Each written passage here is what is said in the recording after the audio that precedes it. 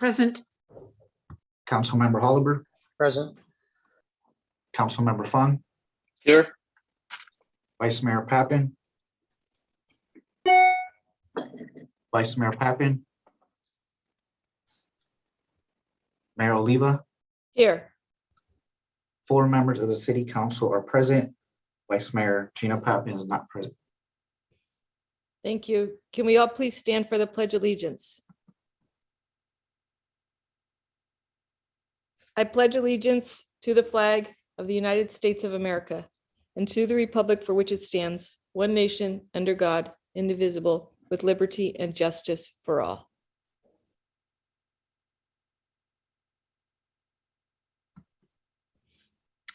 Okay, so tonight we do not have any ceremonial presentations, so we'll go straight to the agenda overview and staff briefing. Yes, thank you, Mayor. Good evening to you, members of the City Council and the community. My name is Tom Williams, City Manager. After item number 1, which we do not have any ceremonial presentations, we move to item number 2 on the agenda, which is calendar of events, reports of bills and claims, and report out of the February 28th closed session.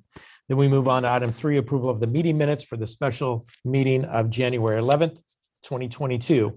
There are no oral reports this evening from city committee or commission chairs.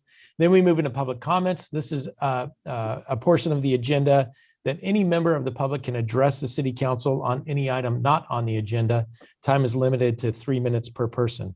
Then we move to the consent calendar. We have 3 items on the consent calendar, starting with item number 5, which is to adopt a resolution of finding that continues the emergency proclamation of the governor and our local emergency proclamation to continue to meet remotely and not in person. Item number 6 is approval of street closures for the 300 block of Broadway for our downtown summer concert series on June 16th, July 4th, August 18th, September 15th, and October 20th. Item number 7 is a resolution accepting the digester number 2 cleaning project as complete and authorizing the filing of a notice of completion. Then we move to public hearing. We have no public hearings on the agenda this evening. Then existing business, item number 8 is to waive the second reading and enact an ordinance establishing district-based elections and adopting the maps for city council districts. Then we move to new business, item number 9, accept the fiscal year 2021-2022 mid-year budget report and adopt a resolution amending the 2021-2022 adopted budget and accept an amended water rate study that redistributes deferred water rate increases that were effective July 1st, 2022. Item number 10 is to provide direction to staff regarding campaign contribution limits for the Office of City Council. Then we move into City Council comments. Mayor, as I had mentioned, we have one of our attorneys that has a commitment to another meeting this evening. So I would like to provide the city manager's report at the end of the meeting. And if we can move right in the consent agenda. If any item is pulled from the consent agenda, I also recommend that we move that to after the existing business item to discuss it so we can ensure that we have adequate staff here that have other commitments for item number 8. That sounds like a great idea. Thank you for doing that. So we're going to move to public comment, public communication next. Excuse me, what the heck? Approval of minutes. We have the special meeting of minutes. So moved. Second. Call for the vote, please. Councilmember Schneider, Yes. Councilmember Holliber, Aye. Councilmember Fung, Aye. Vice Mayor Pappen, Aye. Mayor Oliva. Aye. The City Council approves the special meeting minutes of January 11th, 2022 by a vote of 5-0.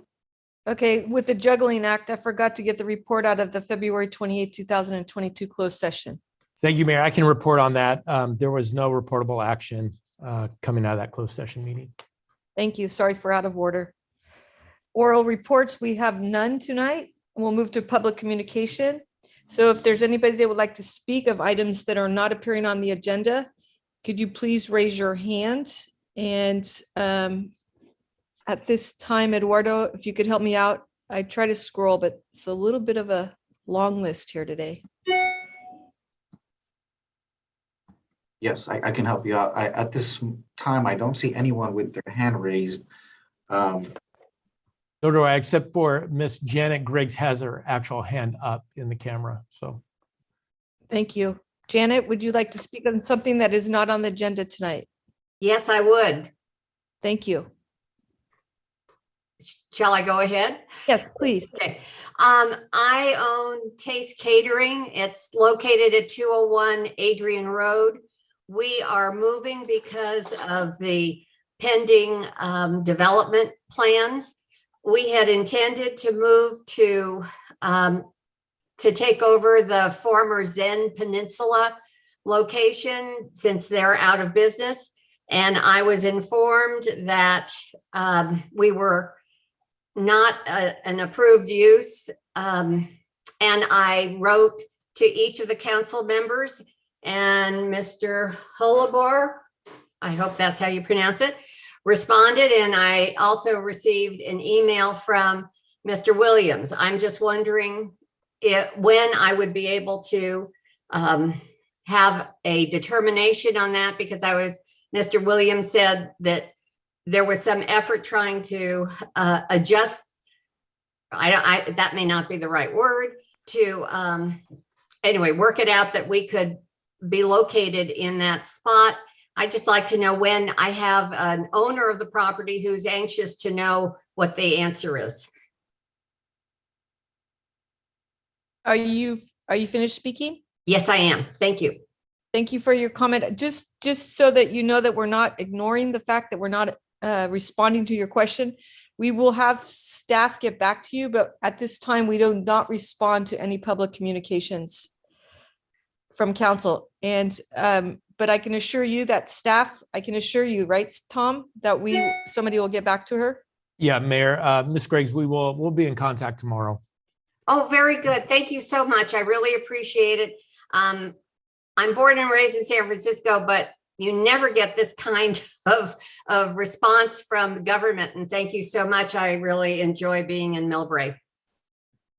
Thank you very much. At this time, do we have any other public communication?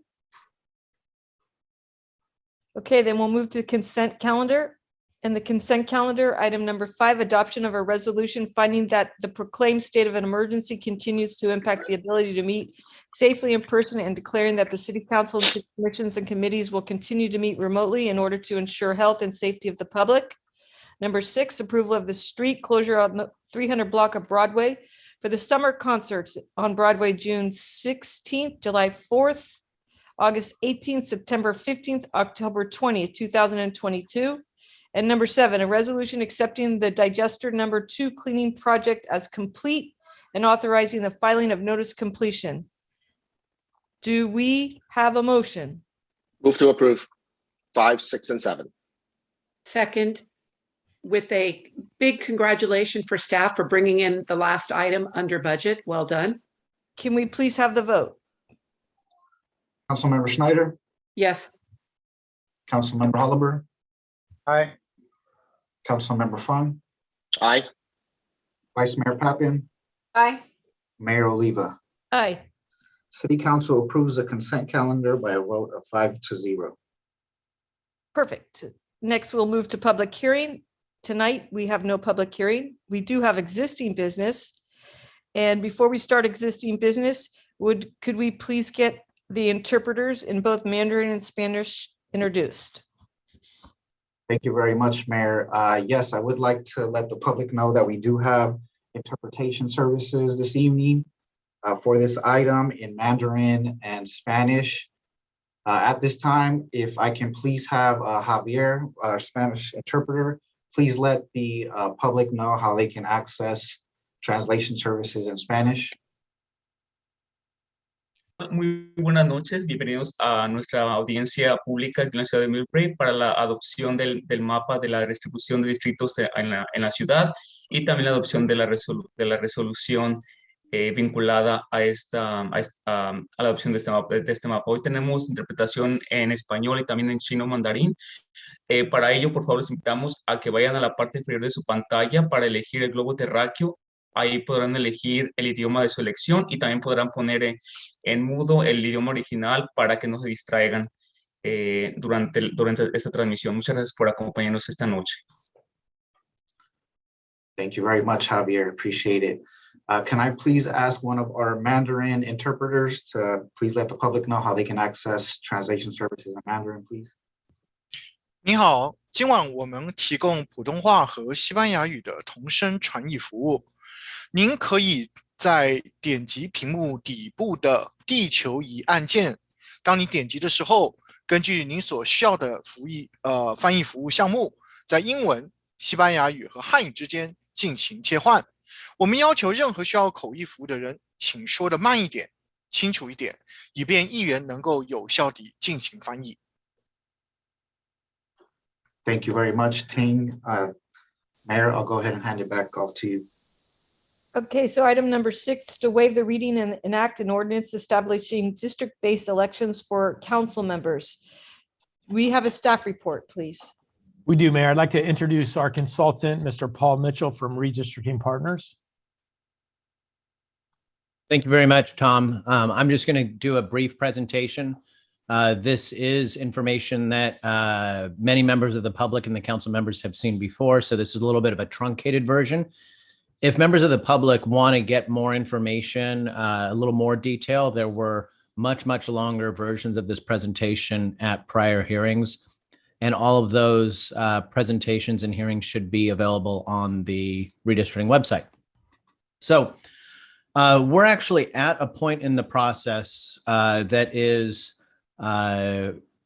designed for a final adoption of a plan on an up or down vote based on a map that has been selected to come to this final hearing. And the idea is to ensure that, as with the other draft maps that have been presented, that there's a 7-day window for the public to see the maps before the final vote.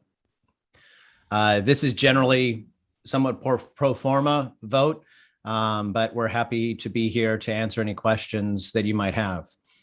So the redistricting process is guided in the US by a set of kind of national laws, norms based on state and federal court decisions, and then any state and local ordinances that can come into play. So the traditional redistricting principles that we utilize in California under the Fair Maps Act and the California Voting Rights Act really are, these 5 are kind of the primary ones. The first is that districts should be relatively equal sized.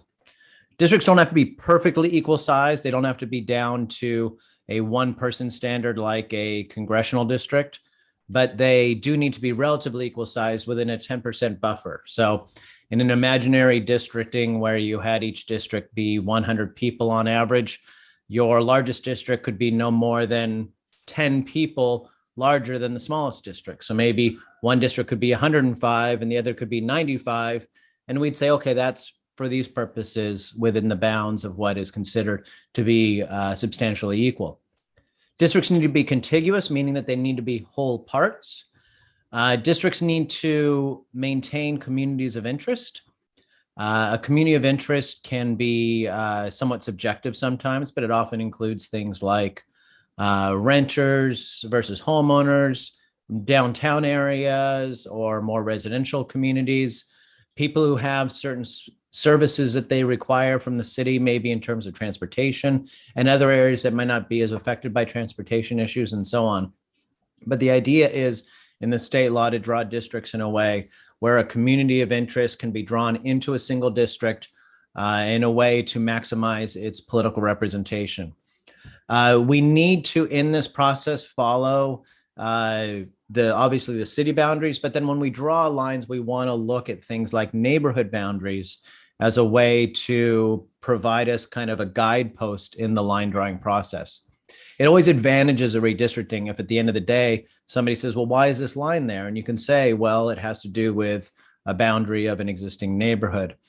And then finally, districts need to be kept compact. And compactness is nationally something that's measured more mathematically. In California, it's more of a qualitative measure. It says that if you have populations that you're drawing districts with nearby populations together, not bypassing a nearby population to go get some far away population. So in the end, districts should look more circle and square like and not look like two octopuses hugging.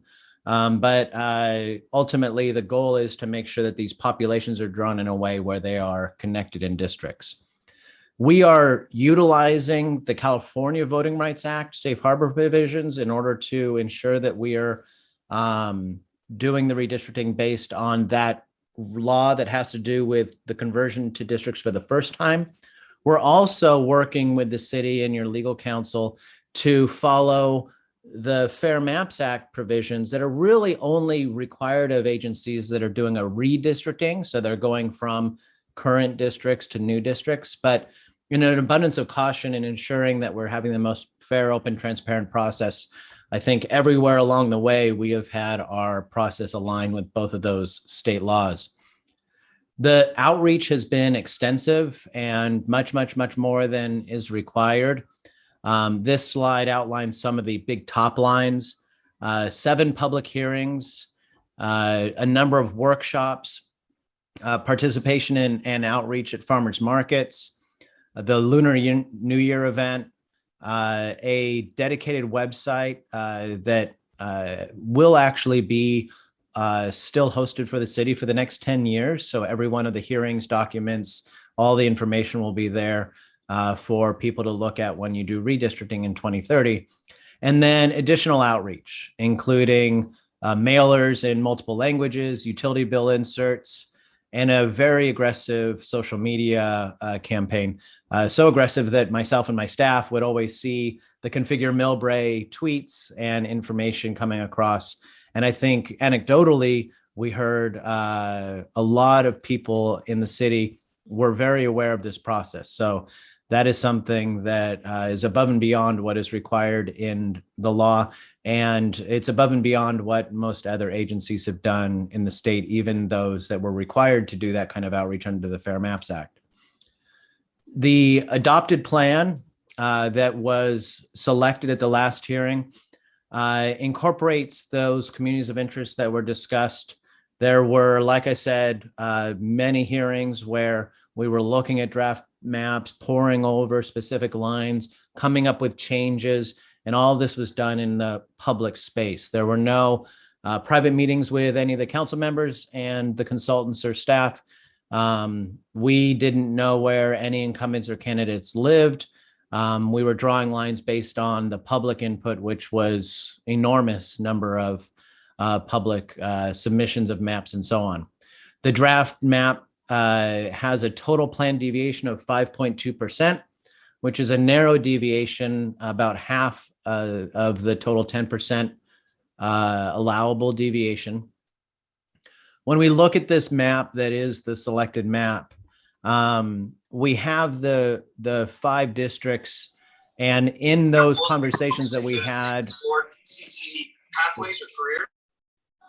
I think we're hearing a little feedback, but in the conversations that we had in each of the public hearings, we discussed, I'd say almost every one of these lines throughout the process and looked at multiple versions of these maps. This map gives some additional information about major streets that provide the dividing lines, but on the website, there's also a web-based version of this map. So you can actually like zoom in, search for an address, or go in and find out even more about the specifics of these new districts. When we look at the total planned deviation, that's the difference between the largest and smallest district, as I was mentioning earlier. This data table, if people haven't seen it before, the top part of it is the total population from the decennial census, that once every 10 years survey that you and your neighbors all, I hope, participated in.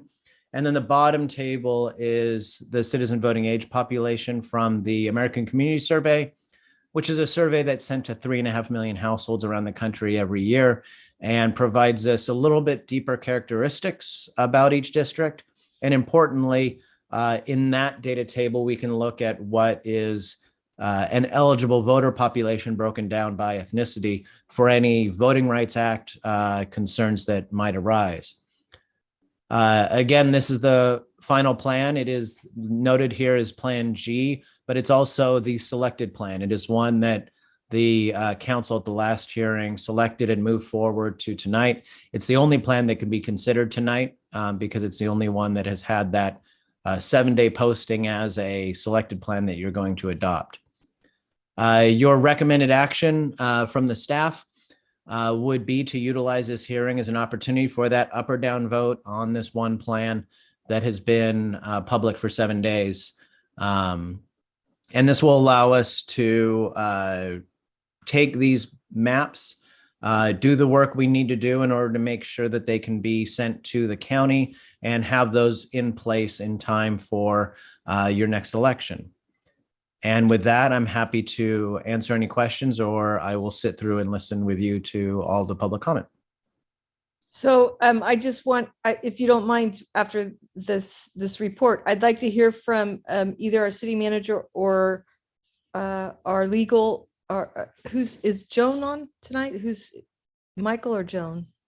Can somebody explain to us where we are in this process, like with regards to after tonight's action, where it goes and how we finish this off? Yeah, I think Paul could, Yeah. you Thank can have you, that. Paul. So once you adopt this plan, then we will take your ordinance, your vote, your minutes, and we will put that in a folder along with all the geographic files. There's a document called a meets and bounds, which is a document as if you were like to go get your walking stick and walk around the entire boundaries, you know, every inch of the district boundaries. We will submit that along with, in your county, we convert a lot of these lines to the parcel layers. So we actually provide a county with a file that will identify every parcel of land in your city and which district it would be assigned to under these boundaries. And all of that data will go to the county registrar. They will then have to do a process of adjusting precinct boundaries to your new city council boundaries, because they need to ensure that every voter gets the ballot that is correct for the district that they're living in, and that they're only voting in the elections as they come up for election under this plan. So all of that will be transmitted to the county after your hearing, and your work will be done, and you will come back and redo all this work in 2031. Thank you, Paul. Okay, so Mayor, if I may just, you know, to refresh the council's memory on this, under the CVRA, we have limited time, right? Under the state statute, we only have 90 days to adopt these maps. That deadline was March 1st. And so just by law, we don't have a lot of, we don't have any time. We've run out of time. And so that's not the decision locally, that's pursuant to state law. So city manager, we have an abundant amount, like we have 100 participants tonight. Could you please just refresh everybody before we go into council comment, refresh everybody on the amount of meetings that we were required and the amount of meetings that we did have? If you have that information for us. Sure. Yeah. I don't know if Eduardo can bring back up the slide, but I'll just do it from memory being there. So we had a very robust public outreach campaign. We had a dedicated website known as redistrictingmillbrae.org. We had 3 Saturday open house workshops. We've had 7 public hearings. The law only requires that we have 5 public hearings. We were out at Farmers Market on 4 dates. We were at the Lunar New Year. We did additional outreach by having multilingual postcards that were mailed to every address in the city. We put information in the utility bills to each household. And like I said, a very aggressive social media campaign. Not to quote Paul and put him on the spot, but at the 22nd hearing, he had mentioned that, you know, this was a very robust outreach program, as much as he's seen any city or any of his clients. So we had ample opportunity. We received over 70 community of interest forms which is a legal requirement under the California Voters' Rights Act. And we received 40 maps that were prepared by members of the community. So we received a tremendous amount of information that was fed to Mr. Mitchell and his team over that 90-day period of time, 120 days, because the legal counsel that was threatening to sue us did give us relief of 90 days or excuse me, of another 30 days, but that was it. That's where that March 1st deadline came into play. But we received, a tremendous amount of information. And like I said, Paul and his team went to work to generate the maps based on the legal criteria of balancing the population and the community of interest across the entire city. Thank you. And I wanted to just make sure that, Paul, you did get kudos for that, because that was 40 maps to review. And I just want to say our staff too worked hard on that. And I don't often give kudos to our work as council members, but our council, I mean, I know for a fact, put hours and hours and hours into this decision making.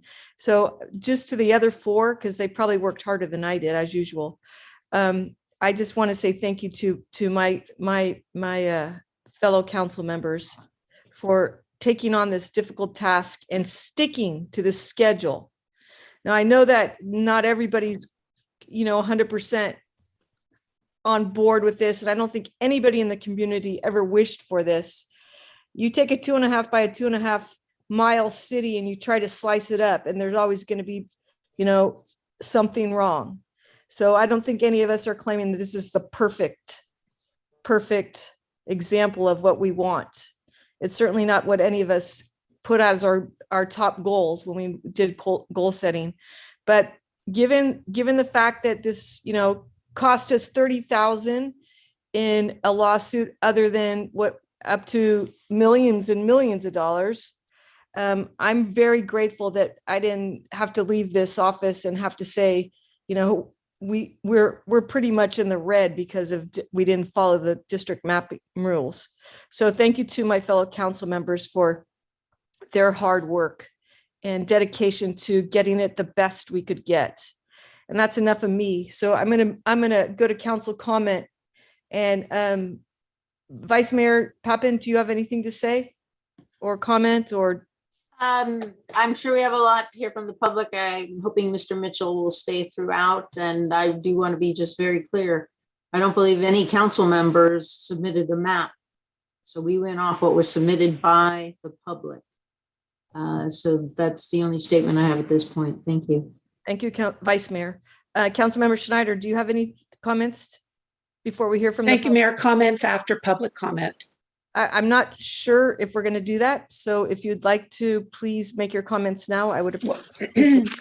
I don't know if staff can pull up the staff report, because I was the one no vote on this. I understand that we went above and beyond in the process, but we never consolidated the communities of interest and had a meeting that talked and helped the public understand what communities of interest are and which ones we are using. So that said, the reason I voted no is because District 2 and District 3 are really torn up across multiple communities of interest. There's not one intact community of interest in District 3. And of course, the big bugaboo in the room is the east side of El Camino that was pulled out. So again, there are 4 bullet points on page 4 of the staff report of criteria, and I believe that we violated all 4 of those criteria. With that, I look forward to hearing from the public. Thank you. Thank you. Councilmember Holliber, do you have any comments? I have no comments at this time. Thank you. I think Nolan does. Councilmember Fong, do you have any comments? Yeah, I think I've said in plenty of comments in the past previous meetings. So I'd like to hear what the public would like to say. Thank you. Okay, great. So with that, I'd love to hear from the public as well. We have 105 participants on. By a show of hands, can we see how many plan to comment so we can organize this? Perfect. Mayor, many of these people have probably never been to a council meeting before. Could the city, I can handle this, Councilmember Schneider. Let me just take one step at a time, please. it was just to ask Eduardo to tell them how they can raise their hands. I'm hoping everybody knows how to Zoom after 2 years. So we looks to me like we have one. Mayor, from my count, it looks like there may be upwards of 50 people that, How many? upwards of 50 people, if I counted.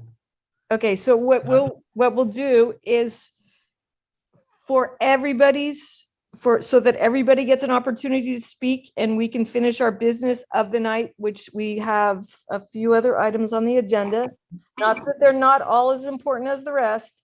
We will limit the comments to 1 minute. So I'm going to need help. I have Jean Perry first on my line. Is that what everybody else has? That's what I have, Mayor. Yeah, I think that is Okay, correct. I'm going to try to stay in order. So members of the public, please allow, if I miss you, to wave your hand with your physical hand and I will find you. But I'm going to go down my Zoom order and I'm going to start with Jean Perry. Thank you, Jean.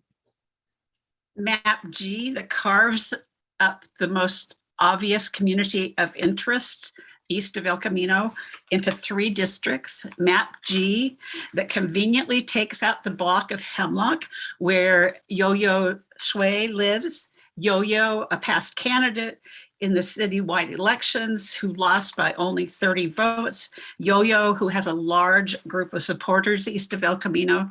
This is direct, explicit gerrymandering to eliminate a popular candidate who threatens the status quo. Map G conveniently carves a district to include a past council member, Wayne Lee, who will run again for office in a district without incumbent opposition. These 2 features were not among the choices in the maps I reviewed in anticipation of the city council vote. I would propose that they were submitted just in time to be legal. So this is nonsense. Thank you. Angelina?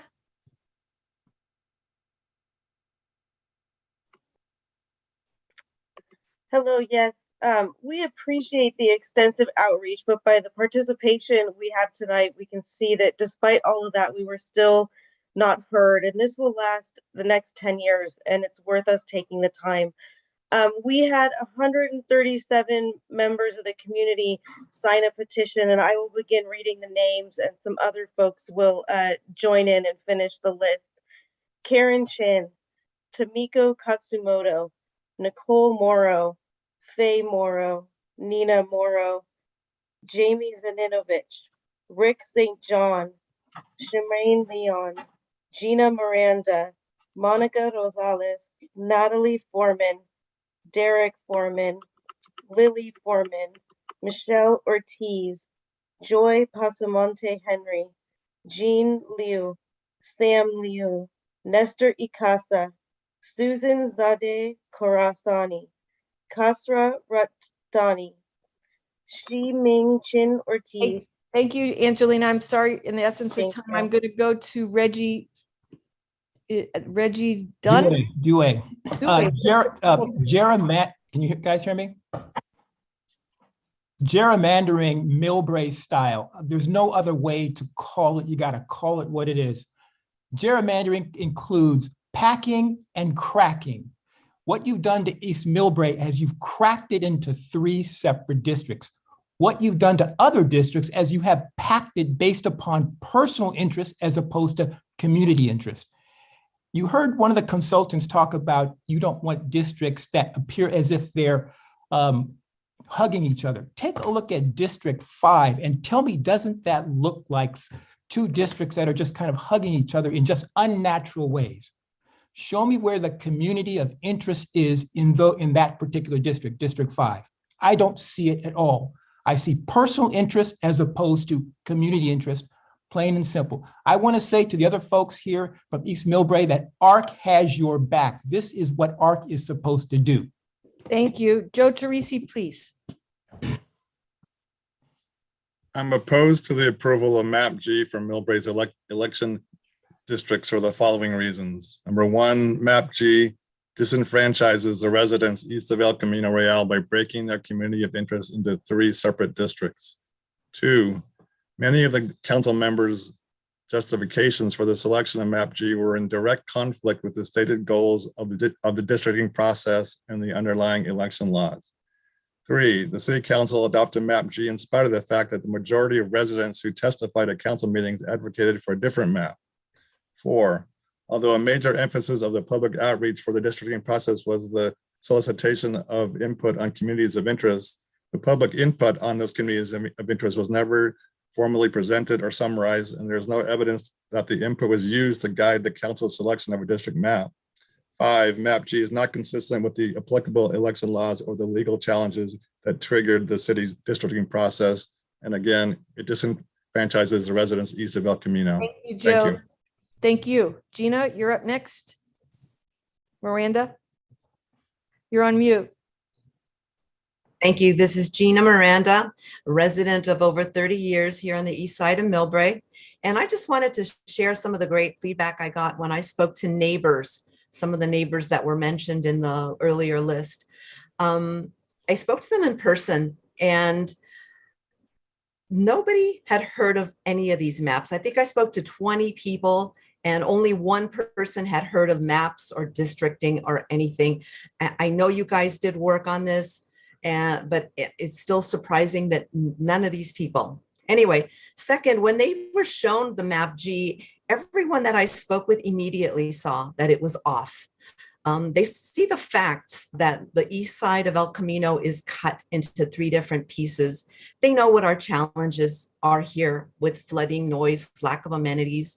They already know that United is better. So most importantly, I wanted to share that they were all grateful to see folks step up and take a closer look at this work. Thank you. Samar, could you please state your name? Because there's an iPhone, but we don't know who you are. Hi, my name is Samar Noradine. Can you hear me? Hear you perfect. Thank you. Yes. Hi, I'm a resident of East El Camino. I am particularly concerned about Hemlock Avenue. I think Hemlock Avenue has been specifically disenfranchised by this redistricting. When it comes to East El Camino in particular, I don't think we've met any of the criterias that you've talked about redistricting. So East El Camino has its own issues that we need to be united on. We have BART-related construction, we have possibilities of high-speed rail, flooding and damage, parking issues, poor park facility, traffic safety crossing. So these issues, we need to be unity. The people on the west side of Millbrae, of El Camino, don't know our issues. Samar, and you're de-franchising our Karen, issues. you're up next, please. Thank you. Karen Chin. You're on mute, Karen. Good evening. On the morning of December 23rd, Rolando and Susanna Glorioso got in their gray Subaru to go to work around 5:30 a.m. and exited Hemlock like they do every morning. But little did they know they'd never make it because they drowned from flooding. That same day, multiple homes in Landing Lane, a few blocks away, flooded with sewage water, causing significant property damage for the second time in a couple months. A couple weeks ago, a pedestrian was hit and killed by a car crossing El Camino. As I drop off my kids to play at the rundown park at Marina Vista, I have to cross train tracks to enter that neighborhood. As the neighborhood adjacent to BART, east of El Camino has been most impacted by that construction and will be most impacted after the development, with noise and safety become a larger issue. The community east of El Camino faces a set of unique challenges that I would argue are far more critical and urgent to the health, safety, and quality of life than to any other part of Millbrae. And that's why this community needs to stay together as a community of interest. It has our highest concentration of Latinx neighbors and where most of the affordable housing options are. I urge council to say no and keep the community of east of El Camino together. Thank you, Karen. Nathan. Hi, I participated in this process from the very beginning, and I have I want to sort of correct offer my interpretation of how the meetings were conducted. I think they were front loaded at a point in time when public input was a little too abstract. And at the crucial time when we were able to look at the maps, hear what the council think, incorporate their feedback, and hear reasons for what they liked about each map, there were only 2 meetings, basically only one, because on the February 8th meeting was where the council selected 5 maps. And sometime between the 8th and the 22nd, even though only one council member vocalized support for map G, 3 others did so too, and there was no opportunity to hear their reasons why. I'm also frustrated to hear about time being an argument. Redwood City will be submitting its maps for the district elections in mid-April for the same election this November. So there is time if the council chooses to avail themselves of it. Thank you, Nathan. We're going to go on to Nicole, please.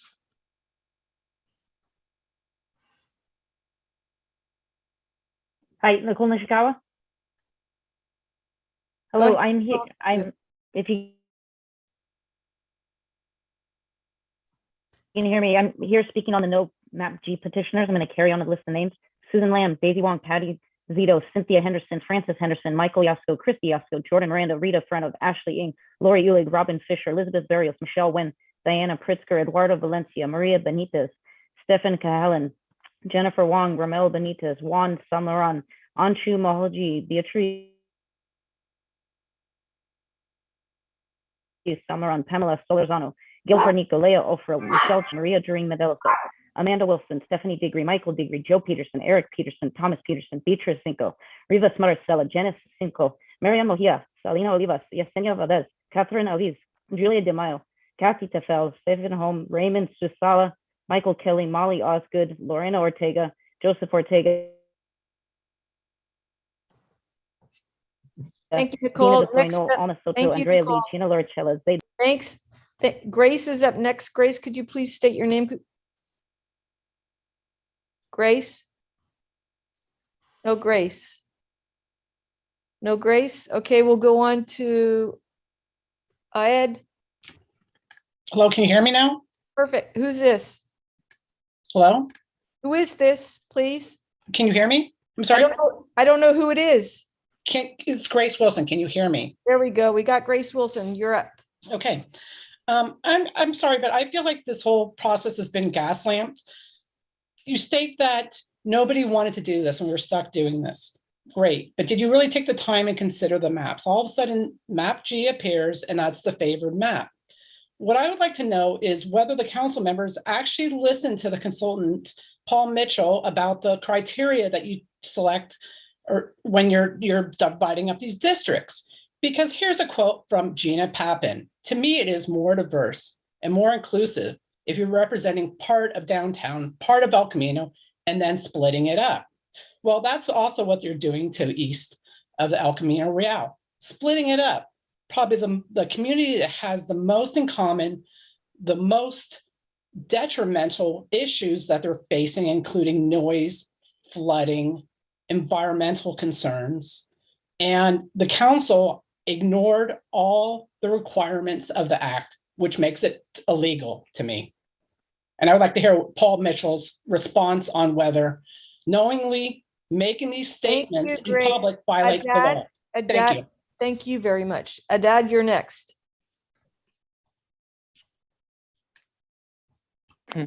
Sorry, is this for Oded, for me? You're on. Hey, thanks so much. I just want to say that I think you kind of heard the voices loud and clear. I didn't hear a single comment that was supporting this map. So I would just like to urge the council to rethink and to see that because there is such a large community of interest that is being really hurt, reconsider this. There is still time. We heard from the lawyer that they will grant an extension. So that's what I would urge the council to do. I think I'm the only person who doesn't take all his 60 seconds. Thank you, everyone. Thank you. Michael Kelly, you're up next. Hi, good evening. Thank you, everybody. I have a lot of concerns. I would strongly suggest the council reconsider their position. There is an opportunity to not move forward. Amy will be talking about that. But for Paul Mitchell, your comments around going above and beyond, maybe by comparison you may have, but it wasn't enough. In 1 week of Millbrae Arc going door to door in outreach. Look, there's 112 people tonight. So word to the wise to the council, if you get on the wrong side of this, Millbrae ARC will remember, will recognize, will campaign to put people in office that'll make an intelligent decision around protecting communities of interest. The fact that people like Commissioner Del Negro and Councilman Fung, they say, hey, we gotta, be aware of the compactness of the map. That is the least important criteria. The most important is keeping communities of interest together. It's a failing grade for the results. It was a good grade for the effort, but not enough. Thank you. Thank you, Amy, you're up. Thank you. And I apologize for my lack of a poker face for anyone who was looking at me earlier in the meeting. Tagging on to what people have said about extensive outreach, I think that Michael is right. What we need is effective outreach. And clearly, other modes outside social media are the path. I want to just highlight something that today is the 1-year anniversary of the day Elaine Tran timestamped Kevin Schenkman's letter giving warning to Millbrae. I've reached out to Mr. Schenkman, and in his own words, they generally grant all reasonable requests for extensions. This is extension of the due date, extension of the time clock, the 90 days plus 90 days. It is not over. The fat lady has not sung. All you need to do, City of Millbrae, is ask for an extension, say it's in good faith, you'll fix the maps, and you will be granted your extension with plenty of time to get to the registrar. Thank you. So just one comment, Amy, you reached out to the attorney and spoke on behalf of the city? No, I reached out as Amy Lauer. And you asked if the city of Millbrae could get more time? I said, I am writing to you to ask that you please consider extending the due date of the finalized maps to give Millbrae time to make our districts reflect the essence of the CVRA with united communities of interest. So the person that was representing Yo-Yo was Shakeman? I don't know who he was representing. I read the notes. And from, he Shakeman, actually, we might have something here. Shows Shakeman was representing Yo-Yo Shui, and he answered to you on behalf of the lawsuit that was brought forward towards Millbrae. Well, I'm happy to send you my email. I wrote as a concerned citizen. Very interesting. Yeah, I just asked him to consider extending the date, which he said. And he said, sure. He will do that. He said, we generally grant all reasonable requests for extensions as long as the political... I'm sorry, but I can only give a minute here. Okay, well, you were asking me questions I was trying to answer. Do you want me to forward you my email correspondence? No, thank you. You can forward it. You could forward it to the city manager if you'd like, but only if you're going to act on it and correct your mistakes. We actually have privilege here, I would imagine, right? Because we have an attorney as well. So I don't see any other hands raised. Did we? What that was? There weren't 50, it was 12. There was a miscount. There are 50 of us united. There are about 12 who wanted to speak. So I wasn't able to correct that. Thank you. So I'm going to go to council comment.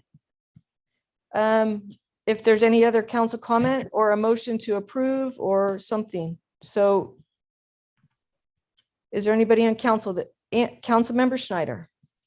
It's my understanding that the final map has to get to the registrar of voters in the middle of April.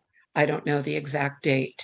And I think that map G with some tweaks to correct and try to keep at least one very important community of concern together could be done in time to get the map in there. It won't fix District 3, but it can improve District 2 and keep the east side together. And I think that that is the right thing to do for so many reasons, so many multiple community of concerned interests that they have on the east side. We have that luxury of time.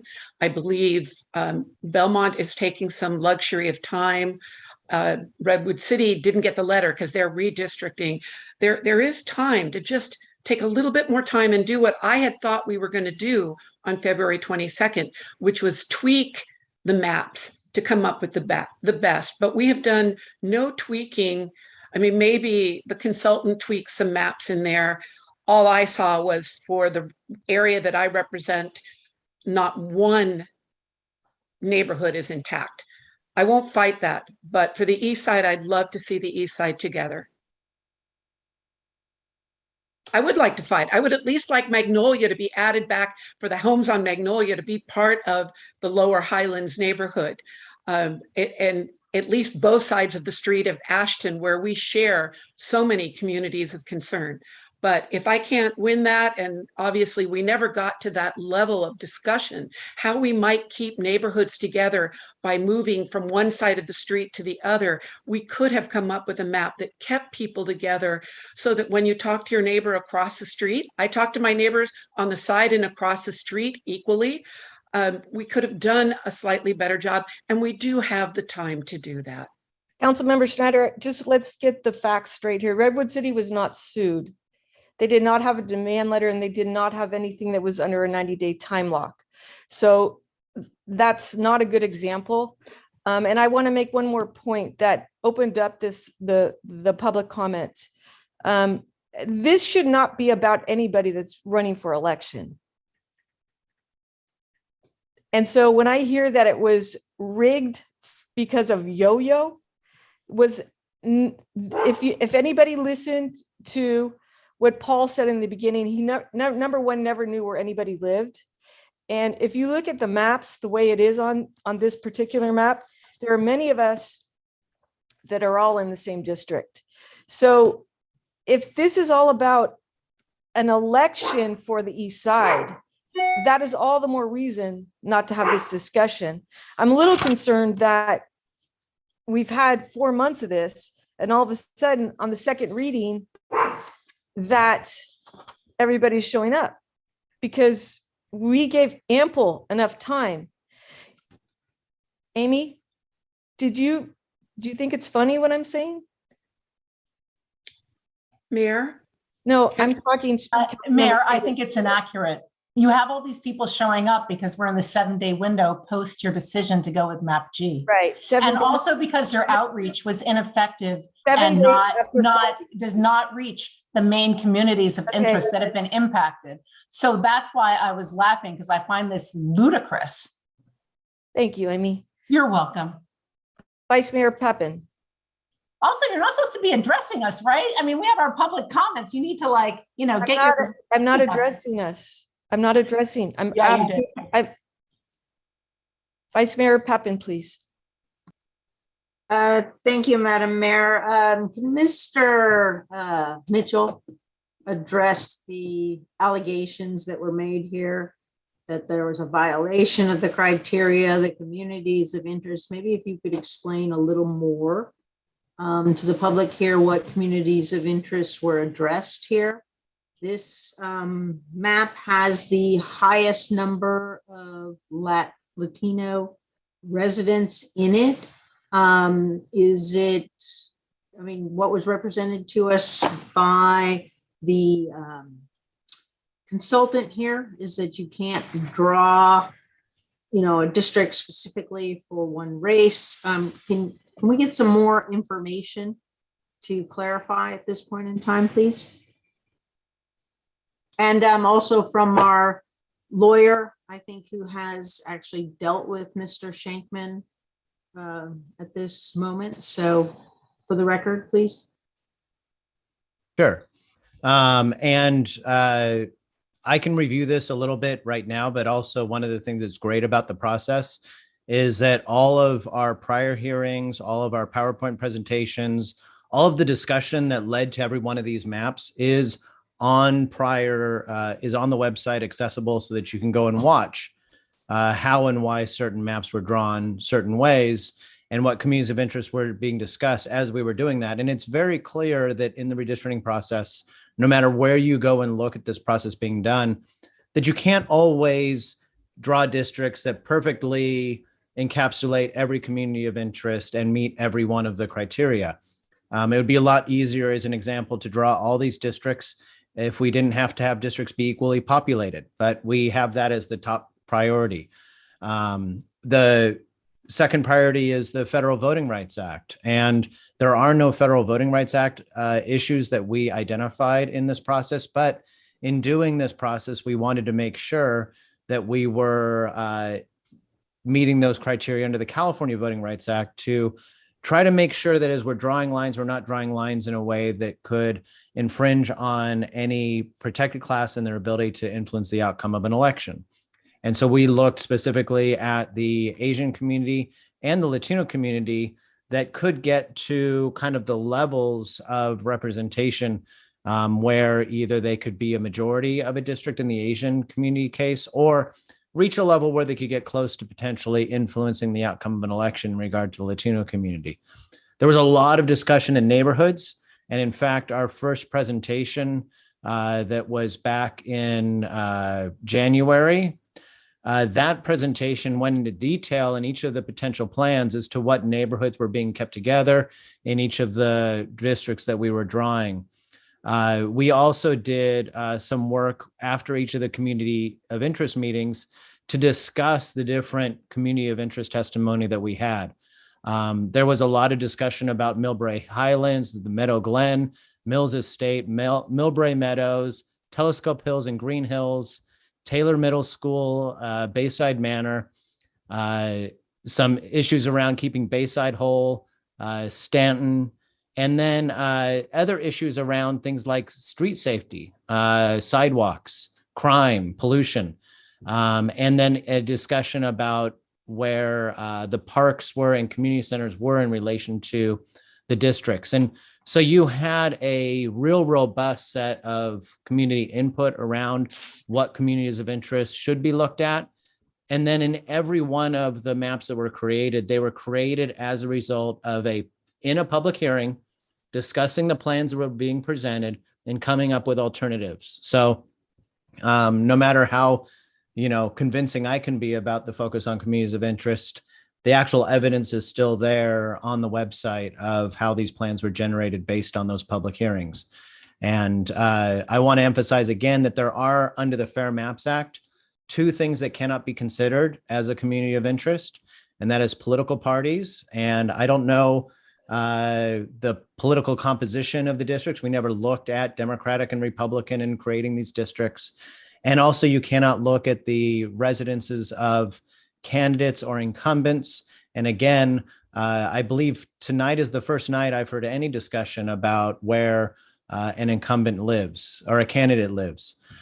So that was definitely not a part of our process. And we at Redistricting Partners in my work have, we know a lot about the community through this work, but one thing we don't know is where any of the incumbents live. Vice Mayor, are you finished? From legal counsel, and then I have one follow-up. Thank you.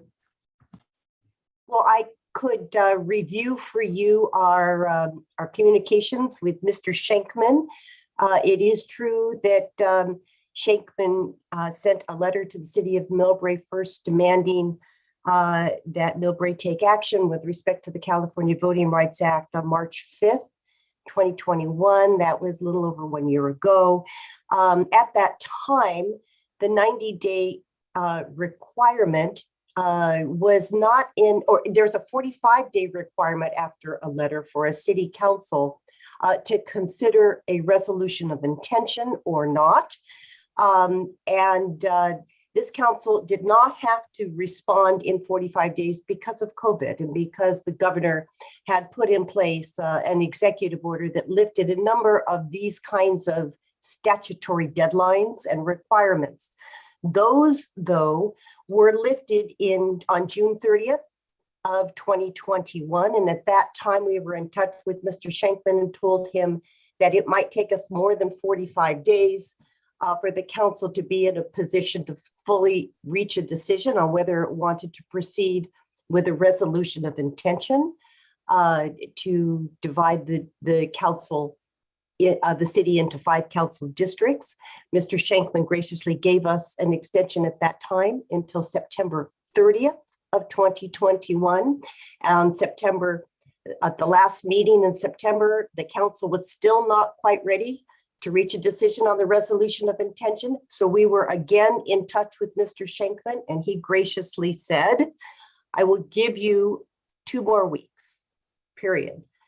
So he gave us an extension at that point till October 15th, 2021. And at the first meeting in October, this council did take action to pass a resolution of intention and then start under the statute what is the 90-day period to do the outreach and to come to a conclusion on how districts should be structured in the city of Millbrae. Looking ahead in October to the 90 days, we realized we had a holiday period. The council doesn't meet as regularly over the holidays. So we were again in touch with Mr. Schenkman, and we said, could you please give us an extension for us in the city to do a robust outreach, which in fact has taken place. He said, okay, and he gave us an extension to have a decision on a map until March 1st, March 1st, 2022. At the February 22nd meeting, this council chose a map. And so we were in touch with Mr. Schenkman following our last council meeting, and we told Mr. Schenkman that the city had decided upon a map and we're moving forward to implement that. At that point, he was delighted, and he has now sent us his letter dated March 6th, 2022. I call it his closure letter, presenting his bill and his request for payment of $30,000, which is required under the California Voting Rights Act. So that is where we stand, and that is our history of constant communication with Mr. Schenkman over the past year. And so someone had mentioned if it's not worked out, that other council can come in and try to sue the city, or how does that, I'm unclear on. Well, you know, at this stage, he is under the impression that we have a map and that his dispute with the city has come to a close, and that we are moving forward with this implementation of a map. I don't think at this stage that the fear is that anyone else could come and sue us, but we would have to go on our knees back to Mr. Schenkman and say, oops, we told you we were done, but we're not done. I'm hopeful he could say okay. He could say not. We've heard a member of the public get in touch with Mr. Schenkman. I can't vouch for that, and I haven't been in touch with him outside to record with him what the council did at its last meeting. But there is the issue of process from here on out. We also have an absolute deadline to get our information on the precincts within the precincts and the districts to the county register of voters by middle of April. And what we will be required to do, and Mr. Mitchell might be able to help me with this, but what we would be required to do if we didn't take action tonight is go back, decide upon what map it is that we now want to look at. We would have to have redistricting partners make sure that that map meets all the criteria that are applicable under the law. We have very full trust in redistricting partners to do that job well. And in fact, Mr. Schenkman has a lot of faith in redistricting partners because they have a great reputation and a great deal of expertise. So that might take time as soon as they've decided whether the map meets the criteria. If it does, we need to publish the map, and that has to be published for 7 days, and then we need to have another meeting. That wasn't my question. My question was whether another legal counsel can come in. You know, at this stage, I doubt another legal counsel will come in unless we were not at all to pass a map and have the city redistricted and have the district submitted to the registrar by April 15th. I mean, Okay, as a final note to redistricting, our experts here. The constituency you see before you has identified several issues here: airport noise, BART-related construction, high-speed rail, flooding, parking, poor parking, traffic safety. Were those identified as communities of concern at any time? I definitely heard a number of those during the conversations, definitely around traffic, flooding, airport noise. We definitely heard some of that. I read off the kind of summary sheet that I had, but we definitely have heard those issues in regard to the redistricting process or the districting process. And they were included in your analysis? Yeah, so what we were doing as we were drawing lines is we were making sure that, we did have many hearings on communities of interest. And somebody did mention earlier that the process was very front loaded. It's actually front loaded by law. You're required to have pre-mapping hearings in order to get that kind of testimony. And then the way that we utilize it is that when you as a member of the city council are recommending changes to plans, or as we're creating initial draft plans, we're looking at public submissions as a starting point. In fact, this map that you're adopting tonight was based on a public submission through the public mapping portal. And then any changes to the plans, we're looking for information from council members to say, I want to move this line in order to keep this trailer park community together, or I want to move this line in order to make this area that is more heavily renters together. If somebody on the council were to say, hey, I just want to move this line and I'm not going to tell you why, you would have Joan and I raising the red flag to say, we need to have a basis for each of the boundaries that's borne out by community of interest testimony. And so that's how we would utilize that kind of information in the line drawing process. Okay, thank you. And to the public here, as far as representation, because I've been down to the flooding area multiple times, and the residents can tell you I've walked through the backyards and the swamp and everything and all the flooding and over to the airport side. So the goal of this council is to ensure that everyone is represented. And as far as the parking goes and the BART construction and all of that, some of us voted no on those projects because of the traffic congestion and the lack of parking removal and all of that. So know that, we work fully for the entire council here. And I know some of you knocked on doors and people were pissed off because one side of the district was not represented and another side of the district. There are over 9 different streets on the maps. Including other areas. Oh gosh, what Helen Drive? Where's the list here? Laurel, a whole bunch in my area, my district here, where the streets are split one side to another. So nobody is going to be happy with their neighbors being one side of a district and another side of a district here.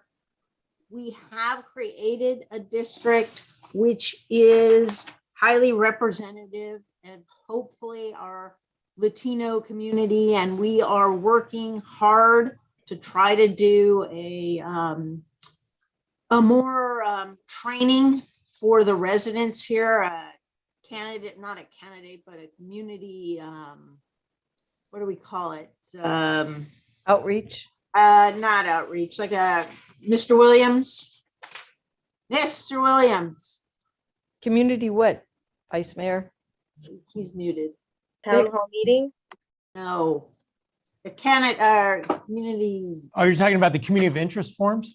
No, it's the training for residents. Gina, can I help you? The commissioner It would be training? like a candidate boot camp. No, not even a candidate thing. A Citizens Academy. Citizens Academy. Thank you very much. To encourage people to run for office and hopefully get more people interested in the process here. So, what's being alleged by some here is actually special gerrymandering for a specific person who ran for office. My comment was that the east side of El Camino will be strongly represented by multiple council members. And I do think that that is important, not only giving people an opportunity to be represented on the council by one member who they have not been represented before, but we're looking forward to really having everyone's voice heard and represented on the council. So those are my comments, Madam Mayor. Thank you, Vice Mayor. Councilmember Fung. Thank you, Madam Mayor. I like to have a legal to kind of weigh in on our legal responsibility in this entire process, the timeline associated with it, because throughout the last 4 months, we keep hearing this March 1st deadline and the associated possibility or legal risk associated with not getting this second reading done tonight. What do we open up Millbrae to? What possibility could it possibly have? And I think that needs to be said publicly here so that we understand fully, right, what Millbrae could be up against if we don't have the determination made tonight. Joan? Well, I think that the biggest concern is that we won't complete the map process and the districting process by the time that we need to get the information in to the county, which is in about a month. And there are many, many steps to take if we are going to retreat and kind of start fresh now. And just because this group thinks that they've got the perfect map, there may be other people who come out of the woodwork and decide that that's not the right map and there's another map. But what we need, we have so much to do. And even after this district map, division map is approved by this council, our consultant still has work to do to get the information ready for the county.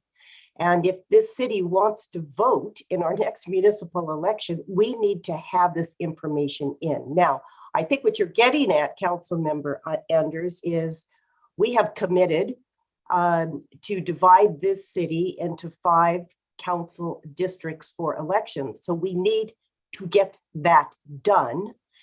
And we need to get that done by the date that everything has to be into the county.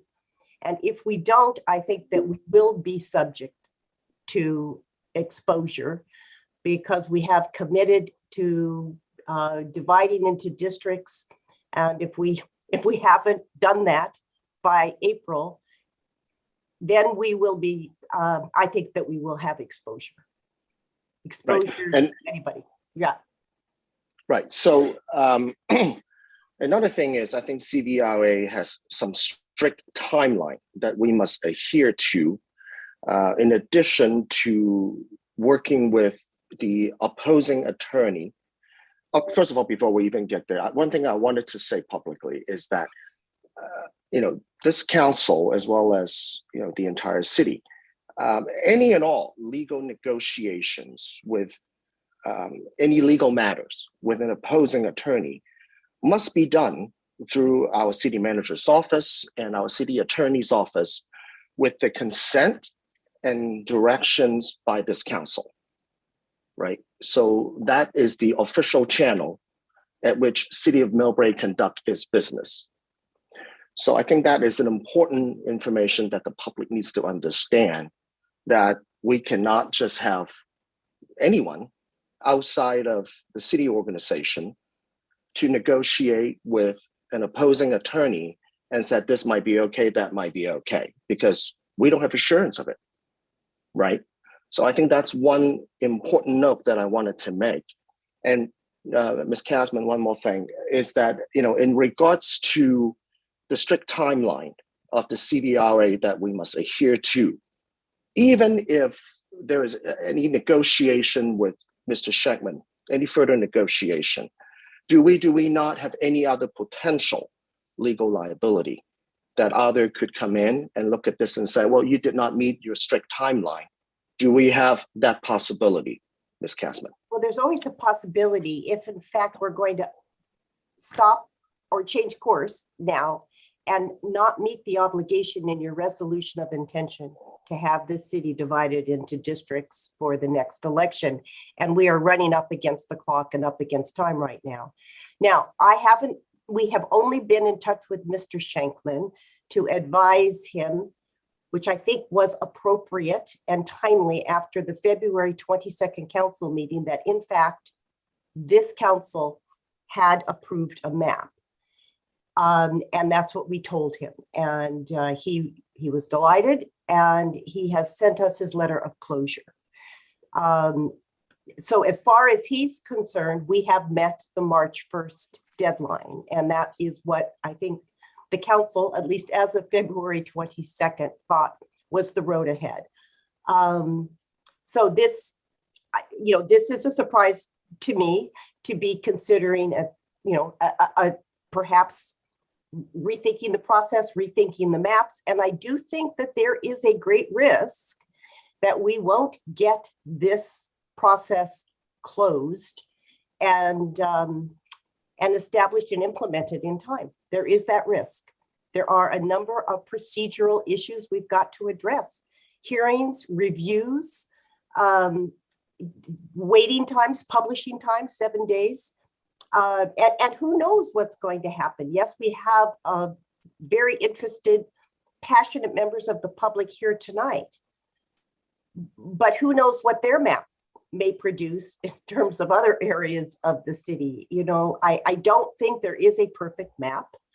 Communities of interest is a subjective concept. I think Paul has talked about that on a number of occasions. There are all kinds of communities of interest. There is no absolute one kind of community of interest that you look at.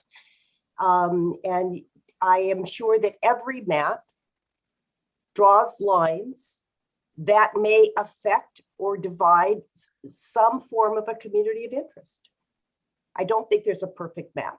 I think maps, this is a political decision. It is, you do what you think covers the bases the best you can. What we do know is that you don't draw lines to favor candidates or incumbents. That is what we do know. And this is the first meeting where we have heard names.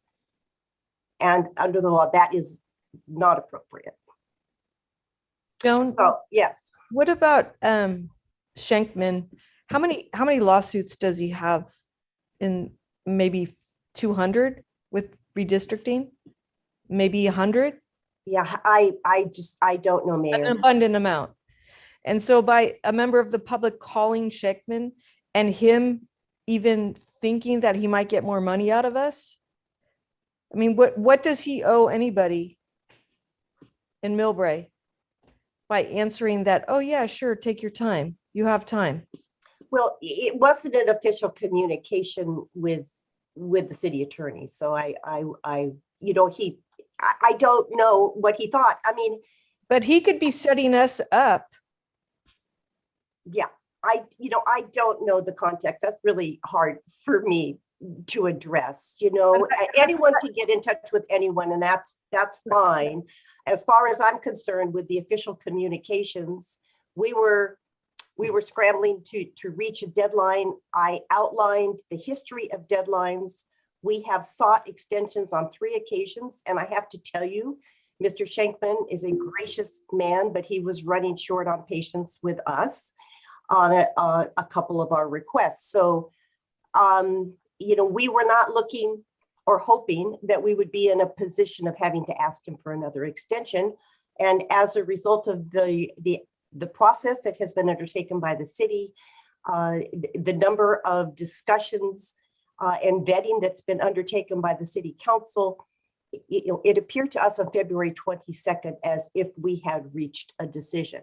Now, the decision was 4-1, but we need 3 votes to do business on this council, and there's no legal requirement that the decision has to be unanimous. So based on a 4-1 vote, we took that information to Mr. Schenkman, told him that it appeared the city had met the deadline. Okay, let's go to Council Member Holliver, please. Thank you. I do appreciate all public comment tonight, but I agree that we have done a robust public outreach with several meetings, the pop-up meetings on the weekends, farmers market, the Lunar New Year festival. We sent mailers to every residence in Millbrae, and those that receive water and sewer bills also received a notice with that as well. So I am concerned about the timeline. I do think we need to make this decision and move on. We had a pretty in-depth discussion about it last week, and I think, as I've said before, I don't think any of us are happy that we're here. I prefer to keep all of Millbrae united and to allow all residents to be able to elect all 5 council members. Mr. Schenkman and his client think differently, and we've been advised by legal counsel to move in this direction towards district elections. So I think for the reasons that we discussed last week, I am comfortable with sticking with map G and moving forward on that. And we had a consensus decision. It was not unanimous, but it was a consensus, and I am concerned if we were to change course at this time that we would not be able to meet the legal timing requirements. My opinion at this point. Thank you. So Councilmember Holliver, we have heard from everybody. Is that your motion? We need action on this item. Sure, I'll make a motion to approve. Do we have a second? I'll second it. To be clear, the motion is to waive the second reading and to enact the ordinance. Thank you. I was just going to read that. So we have a motion and a second. Can we call for the vote, please? No, can we have a comment? Councilmember Schneider, everybody's hands are up that have already spoken. This is the process. My hand was up and you actually interrupted me to go into your concerns over someone talking to Schenkman. I'm going to do my right as an elected official to have comments on this issue. Take your right. First of all, going backwards, at the very first meeting that maps were presented, I told people where I lived. I didn't say what address, but there was a carve out of the 400 block of Palm, Elder, and Poplar put into a district of predominantly apartments. So the comment of we didn't know where anybody lived, I get where you're coming from, but it's not technically true. I did at the February 8th meeting when suddenly map G appeared. And Mayor, you pressured us. You gave us very little time to say which maps could go forward when we hadn't really even dived into the nuances, how we might tweak a map to make it more representative or more whatever. We didn't do that on February 8th. When the map came up on map G, it did feel to me like it was a done deal on G. When I said for that 3 little block neighborhood on the east side, that of all of our neighborhoods in Millbrae is one of the most neglected neighborhoods. No park. They don't get just track parking from Taiwu. They get an auto repair shop that parks cars all over that neighborhood. It is the convalescent hospital that had the most deaths by COVID. They have no place to go and get fresh air there. That if we could just move that neighborhood along with its fellow residents, I would be happy. But we didn't even consider on February 22nd any tweaking at all. In fact, I do now recall that, yeah, we talked about other maps and maybe map F came back slightly modified, but we didn't even really talk about them. I understand that it is the will of the council to go forward. I will, of course, be voting no, but I do not think that we did our job to try to keep a very hammered, regardless of where someone might live, a neighborhood that it's got our biggest Section 8 housing concentration in that neighborhood, and we're pulling it over to the people on the other side of the street. We are not treating those people with the respect we should be treating them. Thank you. Councilmember Schneider, I've never pressured anybody on council.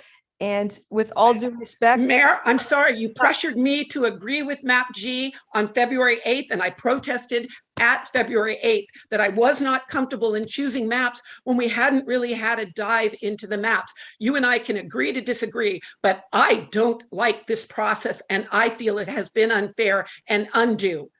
I'm done. I'll vote. I'll be the lost vote on this, but it'll go forward. I would say to the people of Millbrae, I work in the environmental field. More times we lose than winning. You did a good fight tonight. Thank you for coming and doing your job as citizens and residents of Millbrae. Thank you. You've woken up the Councilmember lion. Schneider. You've poked the lion. You have poked the lion. Councilmember Schneider, I've never pressured you into any vote. We have done everything in the process to move this along. It's on tape, Mayor. I don't have to argue it. It's on tape. It's shame. I would hope that 5 of us represent Millbrae and not any district. We have a motion and we have a second. Can we please call for the vote? Councilmember Schneider, No. Councilmember Holliber, Aye. Councilmember Fung, I have a comment, Madam Mayor, before I cast my vote. This process is one of the most extensive outreach that I have seen ever since I've entered public service from 2017. Throughout this process, we've finally created 5 districts where, and as you well know, this city has over 50% Asian population. And I think this city is one of the cities in the peninsula in San Mateo County where it's minority majority. And in this process, we are now in this mapping process, we created 3 districts where the community of color has over 50% citizen voting age population, where every single district has community of color population greater than 50%. As a member from the community of color, I'm proud of this process. I'm proud to have an opportunity to vote on this and to represent our city. And I'm happy to vote yes. Thank you.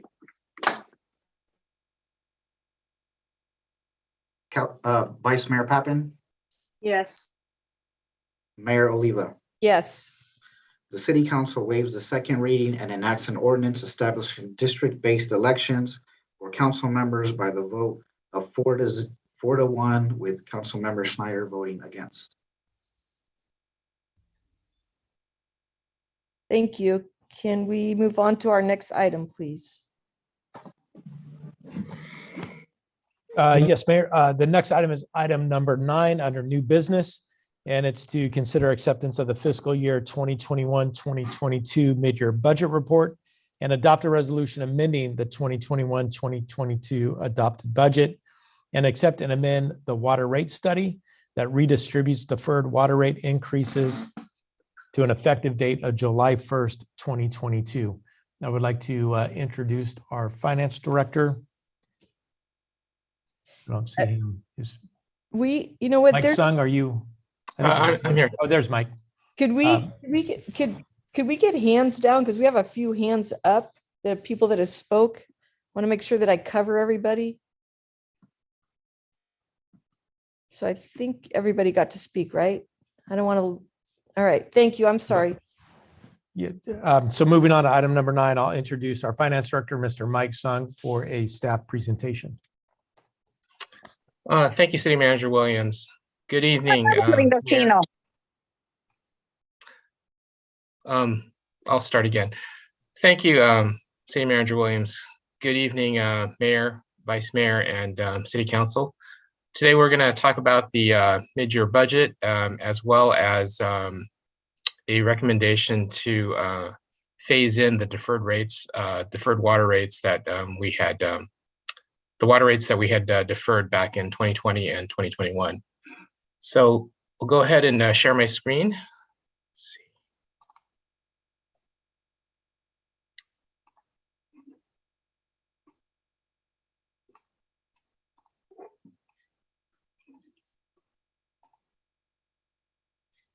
Can everybody see the screen? We can see it, Mike. Okay, thank you. So the general fund revenues and expenditures, we're recommending making a slight adjustment to the revenues. We're looking at about $300,000 over projections. And this is kind of more or less a listing of what we're looking at for the revenues. Now, the two big items that you'll see in the beginning are property tax and transient occupancy tax. There is a $500,000 property tax decrease that we're suggesting. Most of that's actually related to the Chula Vista decision that had happened in regards to the RPTTF, the redevelopment funds, and how that waterfall actually works with the county. Chula Vista had lost that decision, and as a result of that decision, the county's intake of property taxes will be actually greater. And so what the county has done is they've taken an amount commensurate with a calculation based off of when that actual lawsuit began. So that's why we're going to have a slightly less. On the positive side, part of that's actually offset by our vehicle and in lieu property tax, which is coming in slightly higher than projected. The state is projected to give us an additional $140,000 that they actually owe us to be paid in this year. So that helps to offset that portion.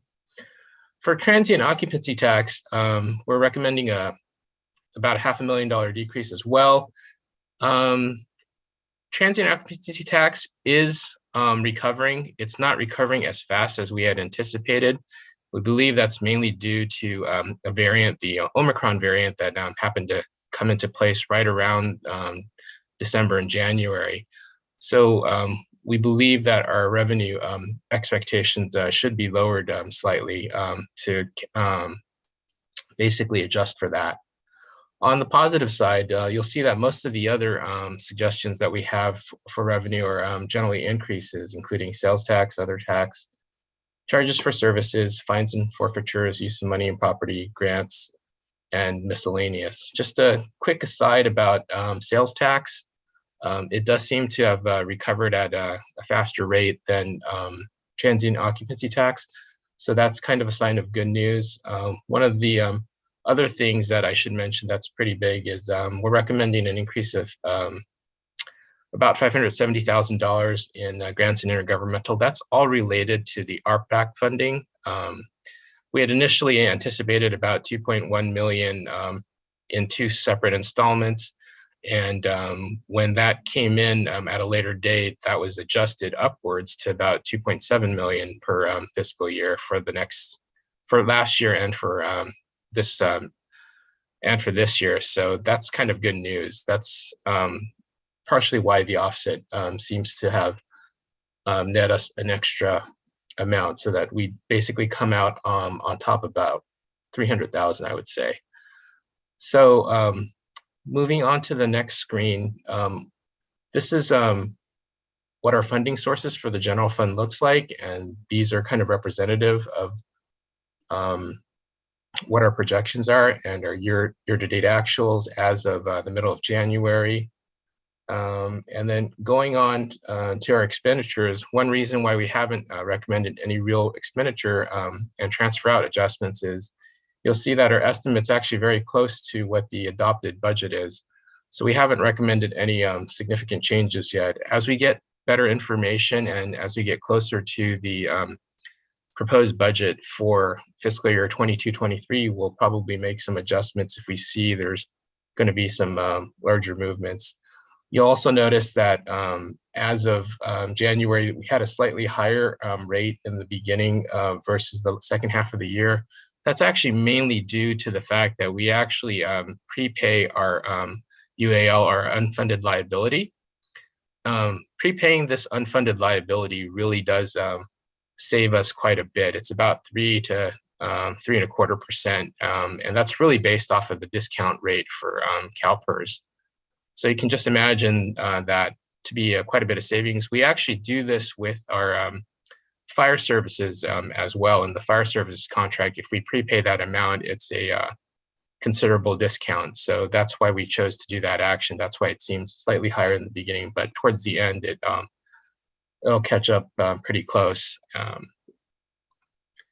So as I had mentioned in the report as well, there hasn't been too many different changes. If we're looking at the enterprise funds, some of them are coming in slightly lower in revenue, but that's actually offset mainly from the projection of slightly lower than projected expenditures as well. So that seems to offset each other. There are a couple of actions we would like council to take, though. One is to transfer out 2.8 million from developer fees to the Recreation Center project fund, and the other is to transfer out 1.9 million from the MSASP park impact fees to the Recreation Center construction project fund as well. So the second part of our presentation is really about the water rate phase-in. I'll kind of talk a little bit and briefly about this before I hand this off to our consultant from Bartle Wells, Alex Handler. But really just a quick summary and background. During the COVID-19 pandemic, City Council actually held off on raising the previously approved water rates. Water rates were due to go up back in July of 2020 and also in July of 2021. So both of those have been deferred. We're now recommending that we actually phase in those previously approved water rates over the next 3 years. And kind of with that, I'm going to stop sharing right now and hand this over to Alex.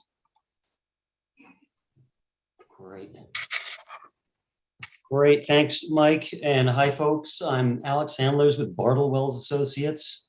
We're an independent rate and consulting firm, specialized in water and sewer rates and finance.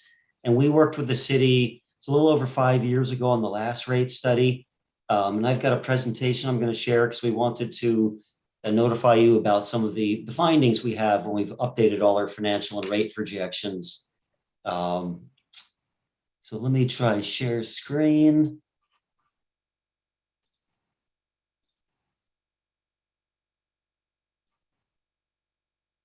And can folks see the cover page of the presentation? I can't tell from my end. Yes, we can. Okay, I'll go through this. So the last rate study was about a little over 5 years ago. Oops, here we go, it's working. And as Mike just mentioned, the city adopted 5 years of rate increases, and they were pretty significant rate increases. They were phased in over 5 years. And what had happened with the last rate studies, before we did that rate study, there was a period of about 4 years where the city didn't do any rate increases. Yet at the same time, San Francisco Public Utility Commission, who you get all your water supply from, they had raised their wholesale rates about 67% over that prior 4-year period. Your water sales had gone down due to drought about 25%, and you needed your rates to catch up and keep up with the wholesale rates and make sure you had enough funding for operating and capital programs. So you adopted the phase-in of 5 years of rate increases. As Mike mentioned, you implemented the first 3 years, but deferred the final 2. And you were able to do that partly because the San Francisco Public Utility Commission didn't raise rates as quickly as it anticipated, which helped. And also the city was able to defer some of its costs on a temporary basis to allow the rate deferral to work. So you deferred, so essentially you implemented the first 3 years of the 5 years, and there's been no rate increases over the last 2 years. So when we did our updated financial projections, I thought it was good news to report that no new water rate increases are needed at this time. However, you do need to start phasing in those previously adopted but deferred rate increases. You need them to keep up with the wholesale water rates, which are projected to rise significantly starting next year after a period of no wholesale increases for a few years, and also to keep up with your operating and capital programs. Good news is we're not recommending it be a one-time catch-up next year to make up for the 2 years of deferrals. Instead, we're recommending it gets phased in over the next 3 years. And we've been working with staff to try to come up with a balance of getting the rates where they need to go without having too much of an annual impact on ratepayers. So this next slide, I believe this was in your council packets. It shows the rates that were adopted 5 years ago. as well as the prior rates that had been in effect. So it was 5 years of increases that phased in from $20 to $30 on the fixed charge over 5 years. As shown here, the 2019 rates are currently in effect, and you never implemented the last 2 years. So this chart here shows what's being proposed. On the left is the previously adopted rates, and on the right-hand side of the slide shows the proposed 3-year phase-in. And I hate to get into too many numbers. I know there's a lot of numbers on this, but just to show you what would happen is the city's water rates include 2 charges. One are fixed charges that are levied regardless of water use to help recover the city's fixed costs. And there's also quantity charges based on water usage. So the fixed charges are shown on the top part of this table, and they vary by meter size. Customers with larger meter sizes pay more. They put more demand on the system and require more system capacity, so their rates are higher. But for most of your residential customers, they're at that base 3/4 inch meter size. They currently pay a rate of $25 per month, and that would phase into $30 per month over the next 3 years. And at the very bottom of the chart, we show the quantity charges for actual metered water consumption. The current charge is $10.40 per 100 cubic feet, and that would rise to $12.80 over the next 3 years. And to put it in perspective, most people don't know what 100 cubic feet means, or people don't think of it that way. But if you were to take your rates for 100 cubic feet, which is again about 748 gallons, and translate that to a rate for 100 gallons, your current rate's about $1.39 per 100 gallons. And that would go to a rate of $1.71 per 100 gallons over the next 3 years. So you're talking about a increase of about 11 cents per 100 gallons each of the next 3 years. So that's what's being proposed. The next slide just wanted to show folks the historical and proposed wholesale water rates that you have to pay from the San Francisco Public Utility Commission, or SFPUC, I may refer to it as. So you can see on the left side of the chart, there were many years of increases leading up till about 2017. What happened was the SFPUC increased their rates a little too quickly during the last drought, and they got a little ahead of the game and built up a balancing account, which enabled them to hold the line on rates for about the last 5 years or so without needing to raise the wholesale rates. Well, now they're at the end of the line. The balancing account's been drawn down, and they need to start raising their rates. They recently sent out a letter anticipating rate increases anywhere from about 13 to 20% starting next year. They haven't finalized it yet. So that's what we built into our projections, that their rates would bump up next year and continue at about 5% per year, which is kind of in line with their projections they keep putting forth each year. There is some new information that just came out from SFPUC in recent weeks. They may raise their wholesale rates actually a little quicker over the next 2 years and a little slower in future years. So it's something where these projections are always changing. But that's why we're going to be coming back to council. I'm just mentioning this now. This is not an item for today's meeting. But what we've done with some other agencies is under Government Code 53756, public agencies can now adopt authorization to pass through wholesale water rates. So if the SFPUC was to raise their rates higher than expected by 20 cents, you then can have the authority as a city to automatically raise your water quantity charges by that same 20 cents.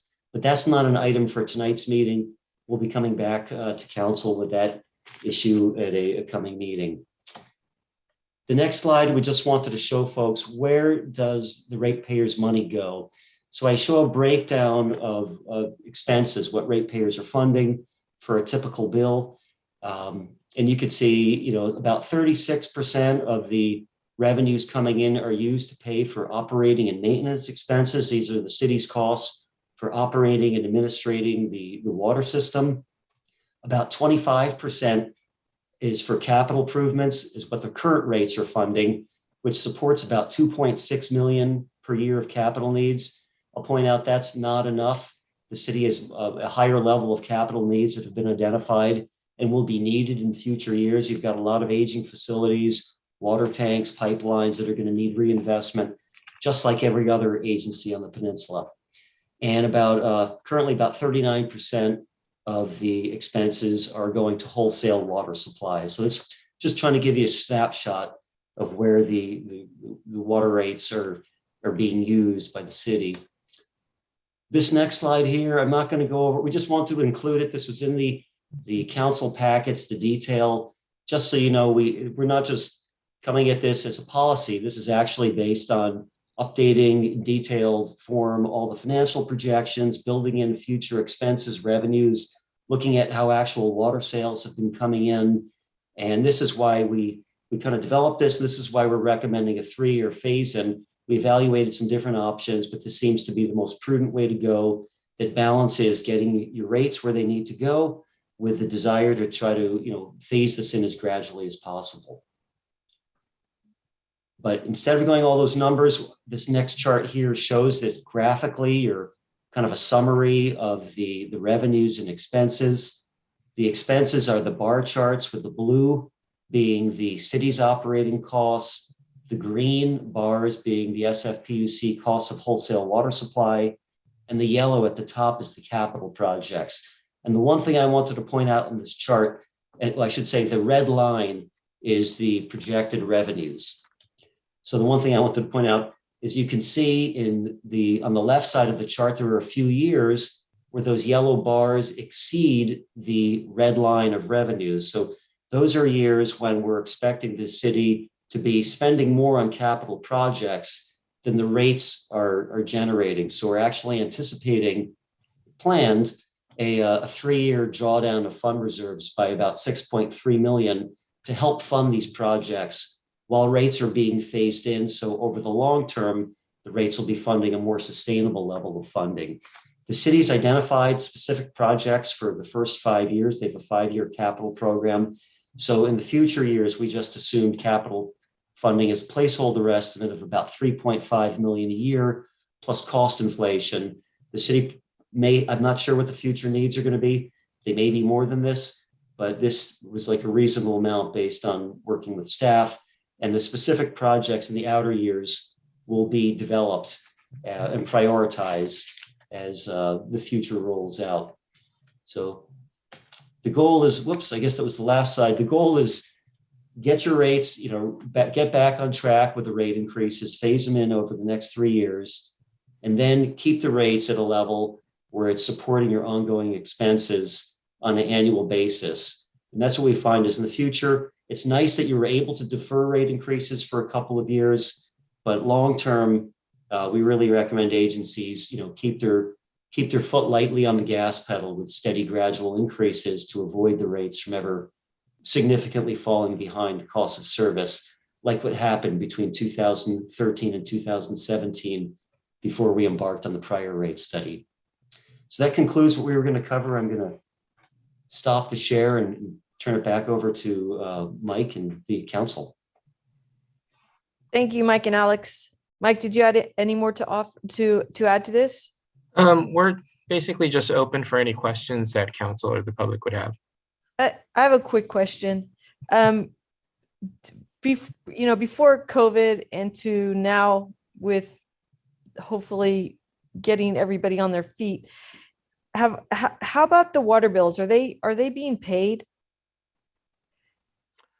Currently, the water bills, I would say that there's a slightly higher rate of delinquency due to COVID, but they are currently being paid, it seems like.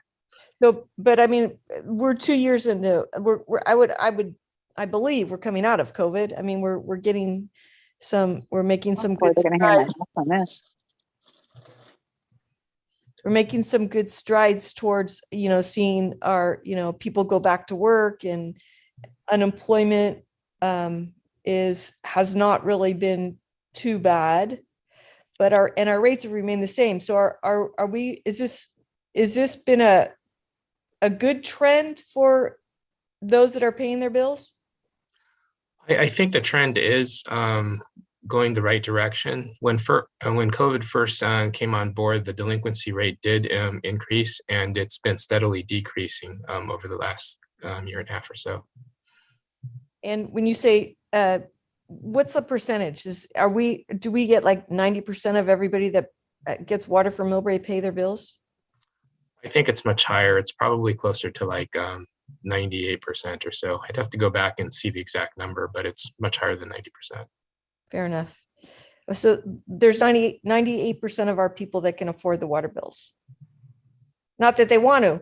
I just want to say they're paying their bills. Yes, people are paying their bills. Perfect. Thank you. Vice Mayor? Madam Mayor. So no, it's not a good thing that we deferred.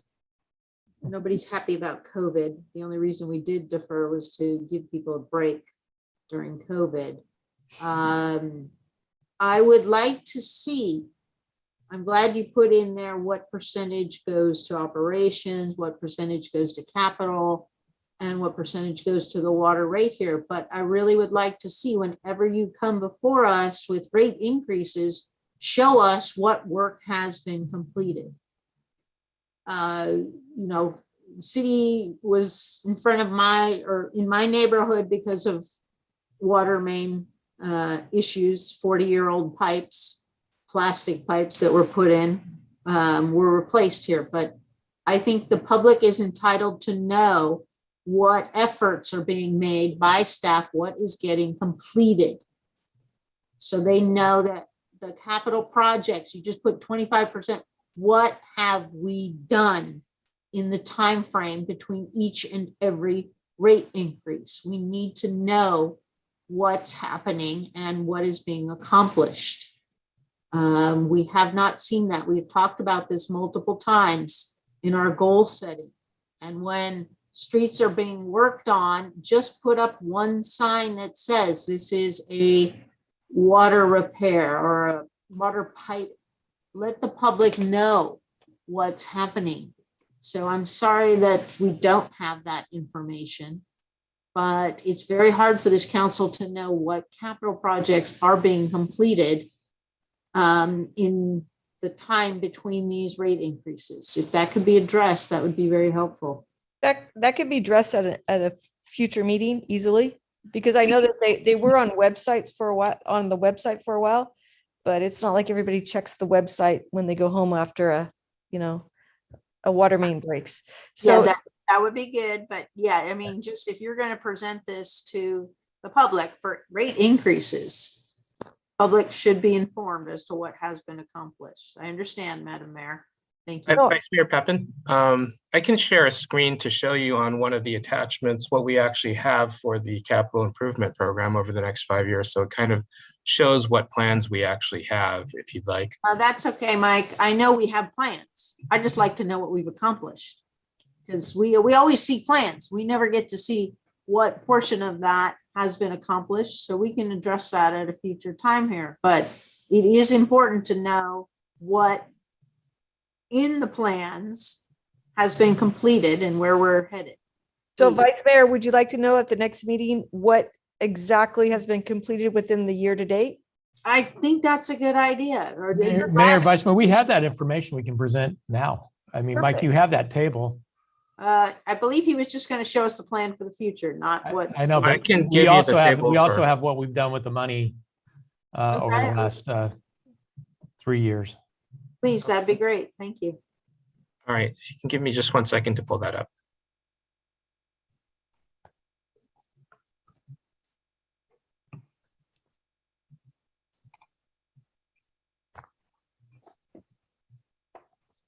Nice to know democracy is in action here.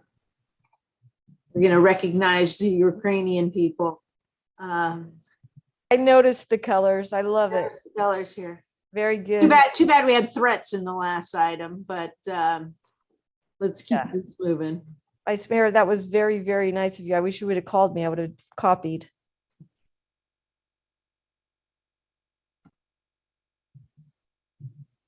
I do apologize. It's taking a little while to load up. Mike, maybe I could take another comment from council while you're pulling it up. Sure. Does anybody else on council have a comment?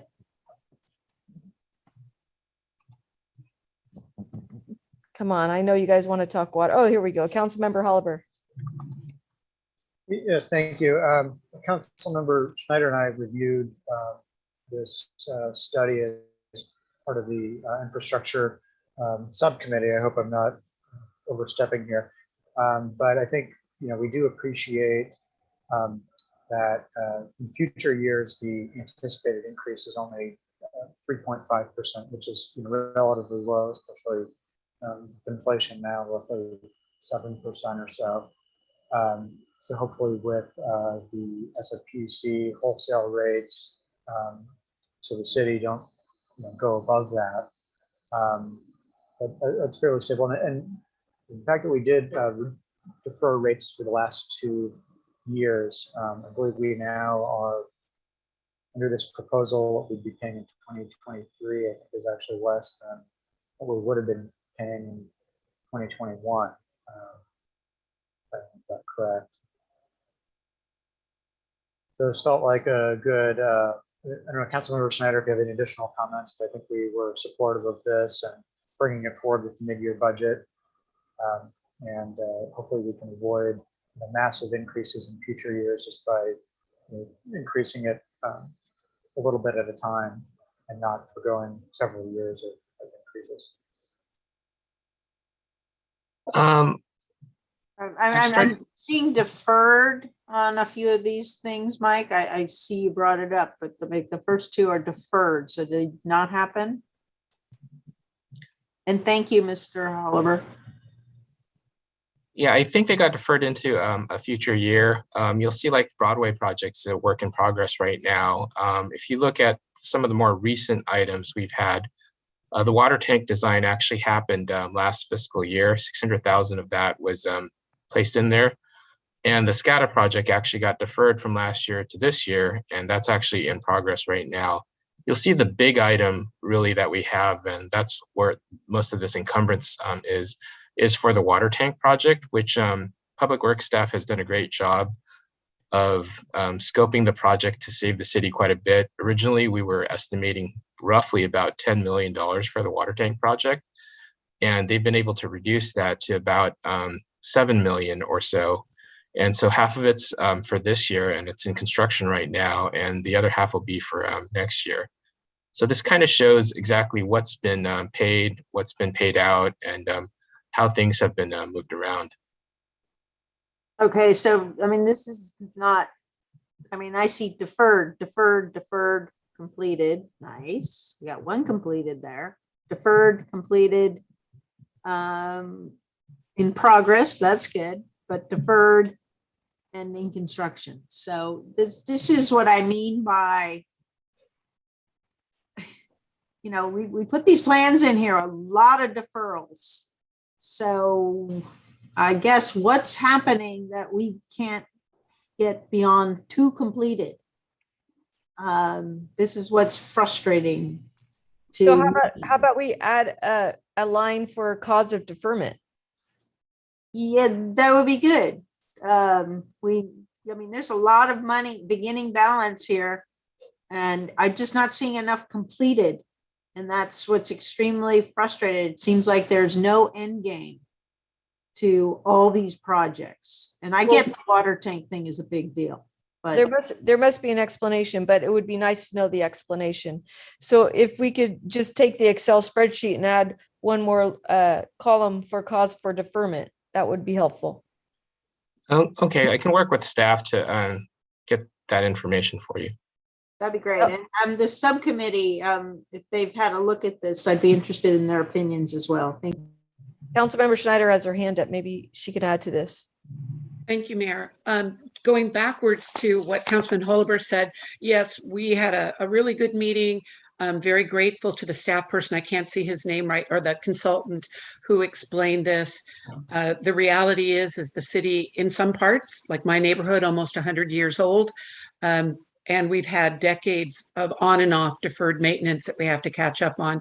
So both Councilman Holliber and I support this. I think the other things that we talked about in the council subcommittee was what would be the impact, which we haven't talked, and we probably need to come back, Tom.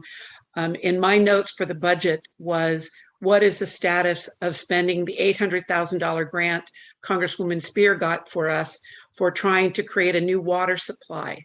And it is my understanding, but I could be wrong, we should ask Dan Quigg, our representative, that SFPUC and other water suppliers are trying to find new sources of water. So if we find more water from our sewage treatment plant, now tertiary, potable, even if we're going to intend to use it for landscaping, what will that do? Will SFPUC give us a break on the rate they charge us because we're now a supplier for them, for their customers in this area, as well as hopefully the other customers we identified in the marketing plan? That's not quite what we're talking about tonight, but if council is interested, I'd like to know where we are with that. That was lovely to get an $800,000 grant. The sad news is to get the plant fully up to tertiary is another $30 to $40 million. So we want to keep our eye on that long range plan, and that frees up water supply. The other part that I can't remember, Councilman Holber, if we talked about it, we talked about in the past as council for a lifeline program, but with water rates, the way the law is written, if we did subsidize low income people, that probably fall into the PG&E care program, that we would have to subsidize their cost with the general fund. And that's a city council decision. And I don't know if we need to do, we don't have to do that tonight, but when we address the next set of rates, or Tom, correct me exactly where we are with lifeline rates. And then there's the big problem, and I know that staff has been doing well at this. We still get customers that say suddenly their water bill has jumped to $600. Now our bill is complicated because it has sewer and water, it has fixed cost and individual usage. And unless you dive into the bill, it's hard to tell what you're paying for. And we might want to do more work on the website to help people understand that. I always like to turn people over to the website, which works well, except my mother will never go to a website at 94 years of age. So we've got that population that isn't going to go to the website, but we try to help them understand that.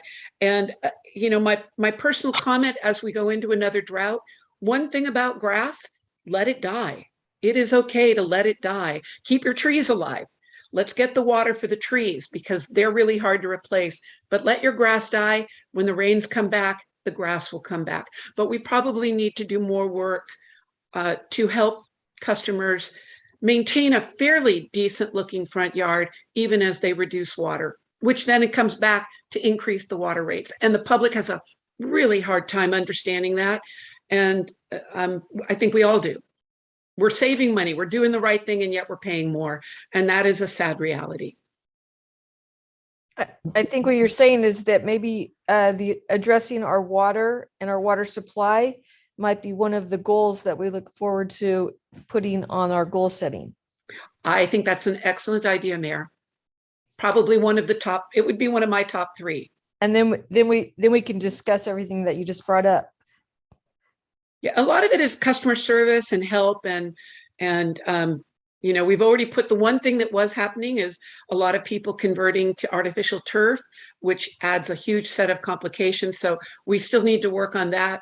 But we really, but for now, you and Ruben, the subcommittee, are recommending this report for absolutely approval. Is that a motion? That can be a motion. Perfect. Motion to approve. Do we have a second? Councilman Holliver? I'll second that. I don't think we've had a public comment yet. I didn't see any public comment. I saw one go up and go down. That's why I probably should have asked, but I didn't see it. Oh, we got 2. Okay. So we have a motion and a second. Now we're going to have public comment, which is perfectly okay. I think Robert would allow for that. So, Mayor, I'd be happy to answer the questions of the council if you desire. So I'll just look to your direction if you have any questions of me. I think if it's okay with you, Tom, the council doesn't have comment, but I'm going to open it up to public comment with the motion and the second on the floor. Perfect. Okay, Jean Perry. Hi, I have more of a question than a comment. So this graphic doesn't really show us the kinds of money that was expended in making unscheduled repairs, like in front of the vice mayor's home.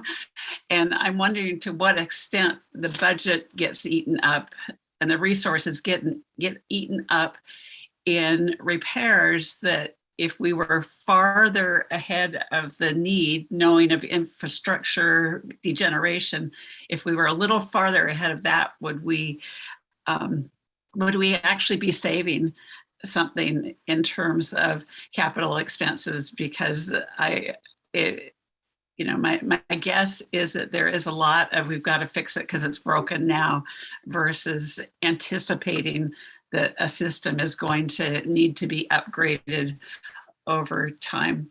And then a second quick comment is that our astronomical sewer bills are, of course, due to the base bill and then having to retrofit what caused the failure in the first place. And perhaps it's possible to anticipate a comparable failure in our water system infrastructure, so we don't have a similar disaster due to not quite keeping up with the level of deterioration. Jean, I think all your comments and your questions are on the priority list of our council. So thank you. And I think I can't comment, but thank you. Angelina?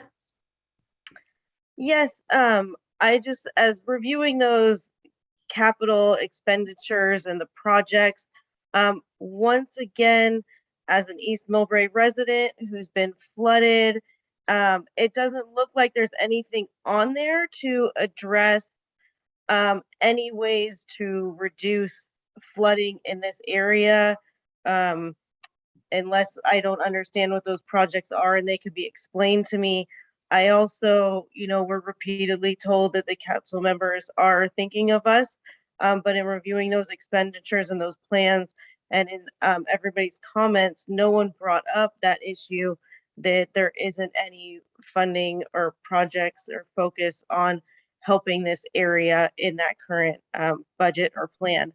So it would have been nice to hear somebody acknowledge that and point it out, so that we can build trust together that you all are keeping our interest in mind.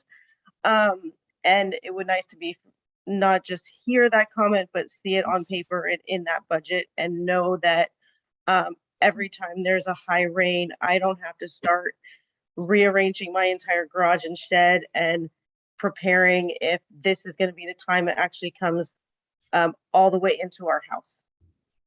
Fair enough. Thank you. City manager, I don't want to just say this is like because we're in a lawsuit or whatever, it's pending litigation, but do you have words to help Angelina sleep better tonight with her children? Yeah, and Angelina, we can talk also in more detail. I'd be happy to meet with you and explain kind of how everything works. So what we're talking about here are just water rates, which is not under the law. We can't use water rates for flooding. That has to come out of the general fund. And so just the way the buckets and the way municipal finance works, they're allocated, pursuant to the law. So I'd be happy to meet with you on that. And in terms of flooding on Landing Lane, we know what the cause of flooding is, and that's because San Francisco Airport has deferred maintenance on the Lomita Canal. And we've worked and met with SFO engineering staff. They're committed to start dredging and maintaining Lomita Canal in April, after the red-legged frog, which is an endangered species, is done laying the eggs laying the red-legged frog eggs for the season. So I'd be happy to meet with you. I've met with several of the neighbors out on Landing Lane, and you have some great questions. I'd be happy to spend time and go over some details with you. Thank you, Tom. Through the mayor, can I give a quick update too from One Shoreline? Can I finish with Angelina, please? It's with Angelina. Sure. Okay, Miss Angelina, there is a a regional group called One Shoreline. It's working on sea level rise. And a month ago, they added Lameda Canal and the flooding of Landing Lane to the work plan for One Shoreline. In addition, there is $4 million set aside to look at the flooding issue, which is unique. Most of the time they're looking at just sea level rise and not flooding, but that project. So part of what they're doing is hiring consultants who will identify landowners, topography, basically the science behind what's happening in your area and add it to solutions. Will it help you sleep if we have that same October or December rain this week? Sadly, no, and I am sorry for that. But know that we have been trying that. And the Daily Journal ran an article today or yesterday about what you're talking about is stormwater and stormwater repairs and a way to look at that. And so check that Daily Journal article. It is something that we hope to work on regionally because your area floods from both, gets water from San Bruno and Millbrae on that. Okay, let's. And I'm a contact for you if you want to go into more detail on the science side. So Angelina, with all due respect, this is about water rates, but your issue is very important to us. I was just going to say thank you very much for the budget clarifications and the definitions. I very much appreciate it. Thank you. You are welcome. All right, so we have a motion and we have a second. Can we call for the vote? Just make a brief comment. Sure.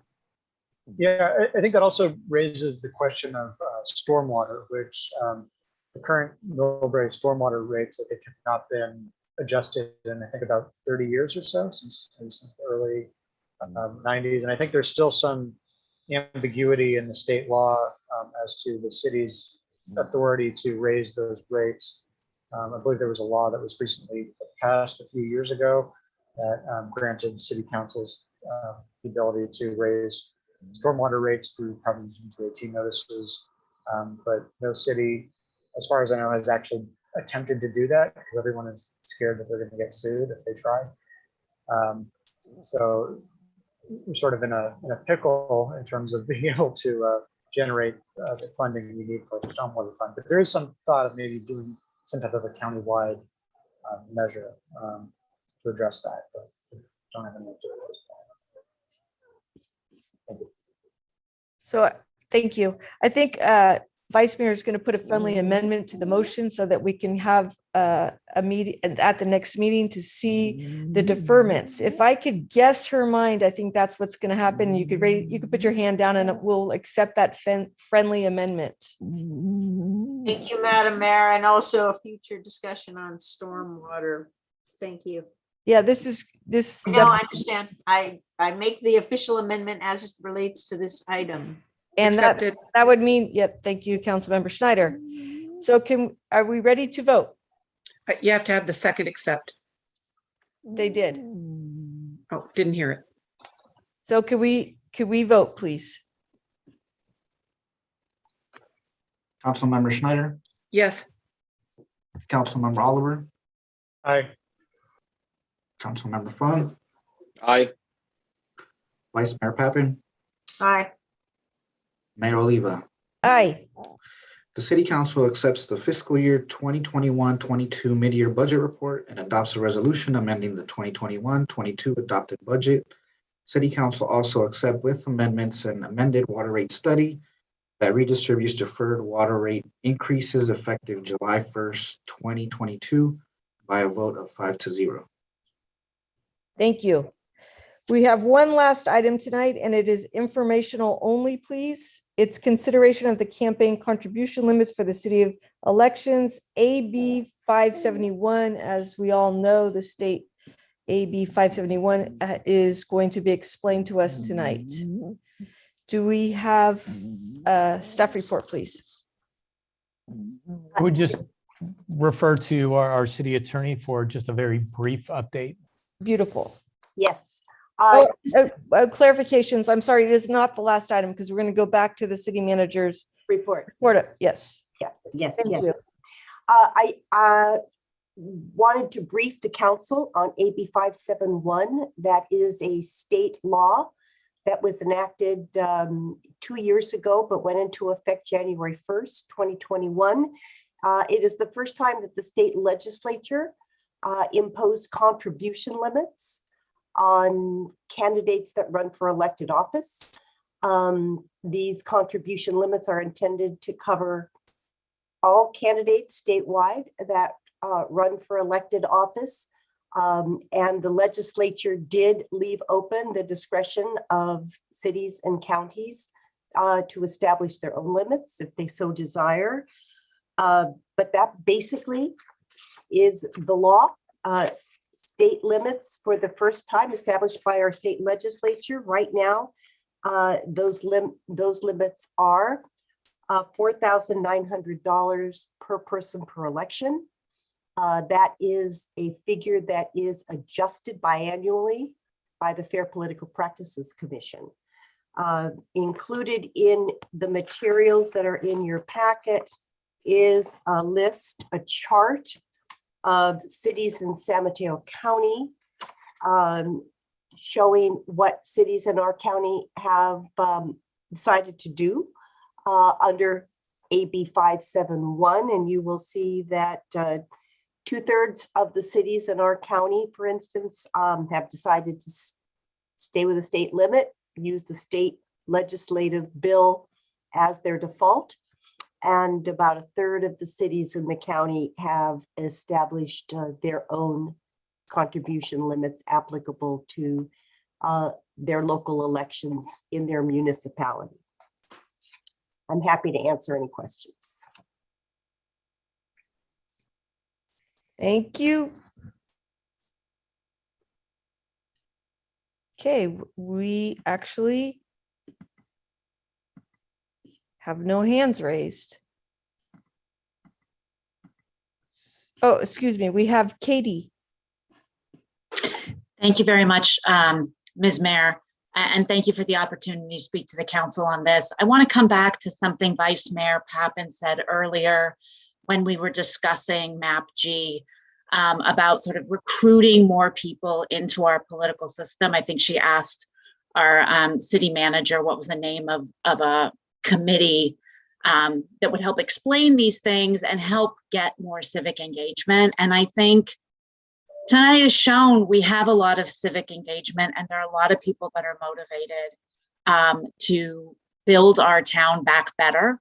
And I think it's really important when we're talking now about taking the at-large elections and going to 5 districts to actually keep in mind that we should probably have contribution limits that go along with that, so that there is a fair baseline to allow people to get their foot into the system and to participate, and that the money that goes into the election is really coming from people who live and work in our community. And so I would really, I'm excited about this opportunity, and I would love to hear more from the council members when they're ready about where they stand on whether they want to abide by the limits in this law or whether they're willing to accept lower contribution limits in future elections. So thank you for your time tonight. Thank you, Kitty. Jean Perry. So I too feel that that Millbrae should lower their campaign donation limits below what the state requirement is of $4,900. I feel that the high level of spending in some campaigns represents outside of Millbrae money, and I think this becomes magnified when we, instead of people running for an at-large election in Millbrae, which is 20-something thousand people voting, versus a district election where there's 4,000 people voting. And so I think having the election donation or campaign limits will also be a leveling factor. It will be, it will make me feel like our city council seats are not being sold to the highest bidder. Thank you. Thank you. Gina? Hi, thank you. echoing what these folks are concerned about. $4,900 per person seems excessive for such a small town.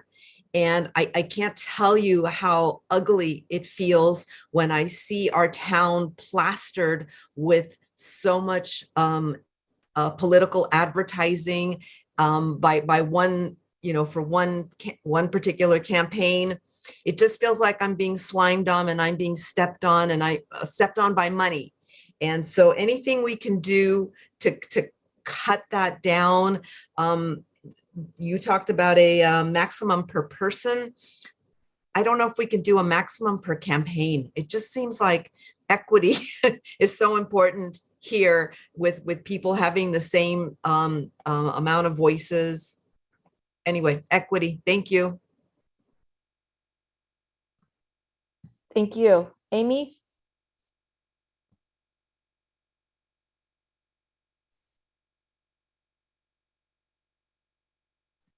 I don't hear Amy. Does anybody else? She might have hit the wrong button. Her hand's down too now. Okay, can you hear me? There you go. Okay, thank you. Thank you so much. So I want to echo what the other speakers have said. In addition, in doing a little bit of research, I did see, it may be dated, but in 2007, Belmont set local limits of $5,000 for an individual and $1,000 for a corporation. And I do agree, however, that Millbrae can set things, local limits for ourselves. That's our own city council. And I also do agree that setting a total campaign limit does make things fair. There's a study of what happened in Daly City, and there's a direct correlation between dollars raised and votes gained. So I would encourage council to think about, especially with all the conversation we've had today, in terms of equal representation and equal access to government, that we set a campaign limit for the total campaign as well as the limits for individuals and corporations. Thank you. Thank you. Okay, I see no other hands raised. Councilmember Schneider. I would support this coming back to us as a discussion to look at campaign spending and donation limits. And I just want the public to be aware, I don't know if it would happen now that we're in these smaller district elections, but one of the downsides of having campaign spending and donation limits is money can move into what are called 527 groups. There are other often called independent expenditure groups. It's a political entity. It's a 501c something or 501 something, and they can collect and do things. And they were active in the 2016 campaign. So that actually hurt me, contrary to what everybody thought. So, there can be unintended consequences, and you can go the route of voluntary or involuntary, mandatory or things like that. The other part that makes it work really well, and I say this from 18 years of living in Mountain View, is the local newspaper was really good at showing how much money was coming into each candidate and where the money was coming from. So really, the media is a very important part of making sure that there are fair elections. Thank you, Councilmember Schneider. Any other comments? Okay, with Councilmember Holliber. Thank you. I think at this point in time, Millbrae has never had any type of contribution limits before at all. So I think I would probably at this point be supportive of sticking with the AB 571 limits, seeing how that works in Millbrae for setting a lower limit. I think one of the unintended consequences of low contribution limits is legal counsel, correct me if I'm wrong, but I don't believe you can set a limit on a candidate who self-funds their own campaign. I think that's illegal under the law. So that could be one of the unintended consequences, is that if you set like a $300 limit, like some of the cities have done, it may be difficult to be able to compete with a candidate who can write themselves a check for $50,000, $100,000. So I'm curious to get more clarification on that, but that's where I'm currently leaning. So thank you. Thank you, Councilmember Holliber. Okay, seeing no other comments, I would like to go back to the top of the agenda for the report out from our city manager. Thank you very much, Mayor. Just some quick updates. There is an environmental essay contest, and it's what can you do to inspire community-wide change to reduce greenhouse gas emissions within the city of Millbrae? So the city is implementing Millbrae's climate action plan, a roadmap to reduce greenhouse gas emissions, and create new programs and services that will support the community and businesses in doing the same. So to engage our community youth about reducing greenhouse gas emissions and to inspire others, the city is administering an environmental essay contest for high school students. The contest will run from March 3rd through April 14th, and winners will be announced Friday, April 22nd, which is Earth Day. So any information and interest, and we'll be sending this out on social media and other outlets. But anybody can check the city's website or call 650-259-2444. Again, 650-259-2444. And then also HIP Housing, if anybody wants to be a part of Housing Solutions, which I know there are a lot of people that do, Millbrae is participating in HIP Housing's home share program. Benefits of home sharing include allowing home providers to save money while also gaining a sense of security and community. These are just some of the benefits that home sharing can provide. So if anybody's interested in providing home sharing, there is information through HIP Housing. Their telephone number is 650-348-6660, or you can visit hiphousing.org. Again, hiphousing.org. We also have a plumbing fixture replacement program for water conservation.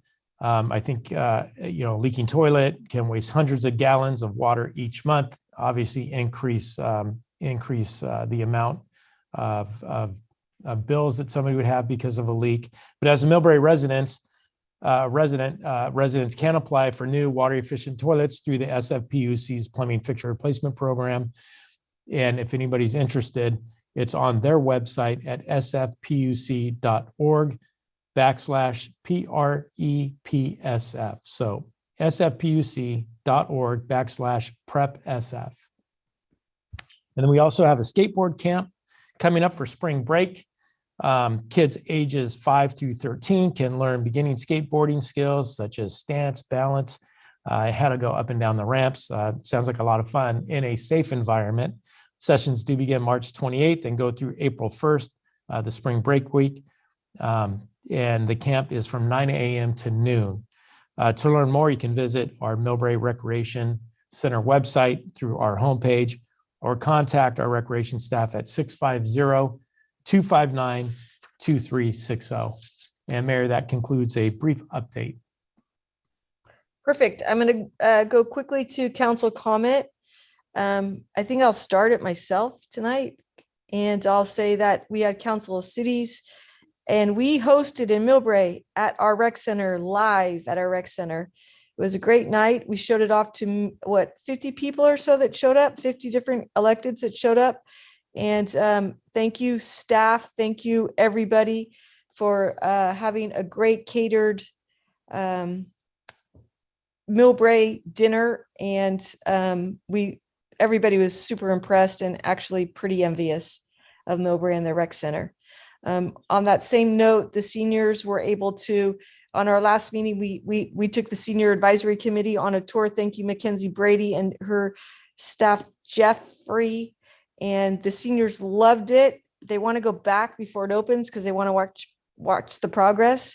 It was amazing, and they're very excited to get into their senior lounge with their balcony. And then thirdly, I just want a little shout out. Anders Fung is now serving on the SAL board with me. So we have 2 Millbrae reps on the Sheriff's Activity League, and we are both in the fundraising committee of that. And we're able to have the fundraiser at Green Hills Country Club. So Anders, if you could look that date up, because I don't have it in front of me, but that's going to be kind of fun that we get to host a county event in our backyard. So with that, I will go to council member. Oh, do you want to say something? Mayor, can I real quick, because we have a lot of public here and I don't want anybody to go away. On the Council of Cities, each elected official pays their own way. So each elected official pays $50 out of their own pocket. So it's not Millbrae taxpayers' dollars that go to that. Absolutely not. They just spend it in Millbrae because we had it catered for Millbrae restaurant. Yes, thank you very much for clarifying that. Councilmember Holliber. Oh, one more thing. And Council of Cities, it was also Vice Mayor's 60th birthday that night too. Happy birthday, Gina. Councilmember Holliber. Okay, thank you. So I attended the CCAG Congestion Management and Environmental Quality Committee meeting last week.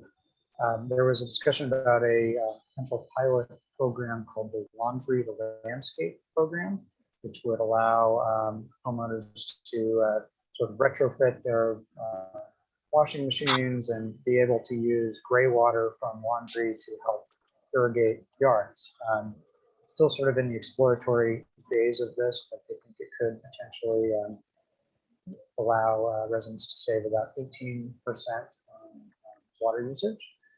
And that would also be a good way to irrigate landscapes through a drought without having to use irrigation systems. So something to continue to look out for. There was also discussion about the transportation fund for clean air, which will be about $1 million coming to the county for various programs. Some are for shuttle programs, and as well as a BART shuttle. And there will and other projects that have not been determined yet. And then also I think I mentioned this at the previous meeting, the priority development area investment and growth strategy. So there will be additional funding from MTC in coming months going towards cities for projects around the priority development areas. So this from Millbrae includes the downtown, El Camino corridor, and the station area. So we should keep an eye out for that and have some potential projects ready. I also would like to commend the Lions Club on a wonderful event that we had, the Movers and Shakers event last Wednesday. It was a great turnout, probably a couple hundred people that were there from different communities, around different organizations around Millbrae. And I guess just a question, I don't know if there's any plan at this point to Zoom in-person meetings. The mask mandate has been lifted, and as I mentioned, we're starting to have large gatherings in person, indoors without masks. We have brought it up. We'll just leave it at that. Thank you. Thank you. Councilmember Schneider. Thank you, Mayor. CCAG Bike and Pedestrian Committee, we will be looking at the final scoring of the grants. To let our CCAG representative know, there are problems in the scoring process that I had tried to get historical funding into the grant scoring process because there's one city that has gotten a grant every year on it. And instead, the way the scoring came out is if you received one grant in 10 years, you don't get the 5 points. So a lot of cities that haven't received a grant in 5, 6, 7, or 8 years get the same score as the city that's gotten a grant every year. But the other, so that's the ATP grants. The other grant, apparently MTC has reached out to CCAG staff. They've asked for a special BPAC meeting between the chair and the vice chair. I'm the vice chair tomorrow morning because MTC wants us to have a particular way to grant out federal transportation funds. I don't know what this entails. I think that these are surface transportation block grants, which Millbrae doesn't get directly, which is something I think we should be making as a legislative priority for all small cities. But Gina, if you want to, it's at 9:30 tomorrow morning, and it's 4 of us at that meeting. I can send you the link. San Francisco Airport Noise Roundtable has again said that they will not add emissions to it because it's not in the current MOU. It is in our original chartering information that the roundtable, when it was first formed back in 1980, would look at emissions, but somehow over the decades, it's lost that. That is one of the tools that we can get to try to get some kind of mitigation for Millbrae. So it's sad, but thankfully the city of Millbrae, Tom Williams, has agreed that we'll be having some meetings to help bring the residents of Millbrae up to speed on all things noise related. In addition, today at the ground-based noise meeting, we did talk about some new reports that are come out specifically about low frequency noise for the public, because there's so much public here tonight. That's that low rumble that you hear and that many of us can actually feel in our homes. And we looked at actually 5 different sources of low frequency noise. There is some good news. The electrification of SFO ground operations by 2040 should be complete, but a good portion of it will be complete by 2025, 2026. That will reduce noise, especially from Marina Vista. The use of jets warming up at their gate was another discussion point. And again, if we can have this meeting specifically for the city of Millbrae, we can try to bring residents up to speed. The other really nice thing today is Mayor Al Royce, who is the Hillsborough representative, but he and I also serve on 3 technical committees. He suggested that under ground-based noise and possibly under legislative committee, we look at all noise input. So Caltran, Caltrain, BART, high-speed rail, those are the main sources. And in fact, even taxi and truck traffic. So it was actually a really good meeting today moving forward on how we can try to get our handle on it. I also bring this up because we have 2 members on CCAG LegCom, and legislative committee at CCAG doesn't really look at noise, but Jackie Spear had introduced 8 bills. One of them is a curfew. We have all learned now that that flight at 3:12 a.m. that wakes many of us up is an Amazon flight. And that if we cannot curfew passengers, perhaps there's a way to curfew cargo. That plane is very loud because it's very big and very heavy. The bigger, the heavier, the bigger the noise on that. And it would be great if our legislative committee from Roundtable could liaison with the CCAG Legislative Committee. I can't go because the 2 of you are on it, and that would definitely be a Brown Act. But if you guys can think of a way that maybe Mayor Royce brings the information to you. Ground-based noise will not meet again until July because of funding, but there is one other thing that we need to look at, and it is a legislative change for Public Resources Code Title 21 that will have them actually listen or include the noise that we are impacted with which is A-weighted rather than C-weighted. And this gets very technical, again, the reason to have the meeting, but we could use help. And it was agreed that this would go to the Legislative Committee to ask for a change in Public Resources Code Title 21. And that is under Caltrans on that. MCAC and the Cultural Arts Committee hasn't met, but meets on Monday, and Community Enhancement met last week, moving ahead on Adopt a Spot, with staff being identified to assist with making the process go, with the hope that it might come to council in April and maybe go into a beta process in the summertime. Not trying to stress, especially knowing that public work staff has been heavily hit by Omicron. And then lastly, Mayor, I received a request for a resolution for the city of Millbrae to support maintaining or keeping Mickelson Pool at Mills Hospital open. I don't know if you got that same letter. It was addressed to me asking for a resolution, and it has sample language in there. For the public, this is a therapy pool that helps people recovering from injuries, people with permanent disabilities. It's indoors and it's hot water, and there is nothing else like that in San Mateo County. And Sutter Health chose to close the pool because of whatever reasons. And finally, because if there's one more piece of districting news, the high school district voted last week, their second vote on the districts. And what they have done to create the 5 districts is Millbrae, East, El Camino East will all go into San Bruno as one district, and the rest of Millbrae, so El Camino West, will all be in the Burlingame district. So basically, if people only voted for somebody within their own city, we might never have a district member from Millbrae the way they split us up. And now that they are in the process of selling off Crestmore, I would imagine they're going to be coming to us about the 147 housing units at Mills and the 105 housing units at Cappuccino along Magnolia. So something for us to keep an eye on. Thank you. Thank you. Councilmember Fung. Thank you, Mayor. Honored to join the South Board. Thank you so very much. Excellent opportunity to help these children who are in great needs. The fundraiser is going to be August 29th, and it's going to be held at the Green Hill Country Club. We get to hold this event, this beautiful event. I would encourage all community members to join us, sponsor a hole, donate an auction item. It's for great cause. SEL has helped many children who are in need and sometimes even at risk. So it'll put a great smile on these children's faces and be able to continue to this to help this great cause and very important initiative. So we need your help, and please join us.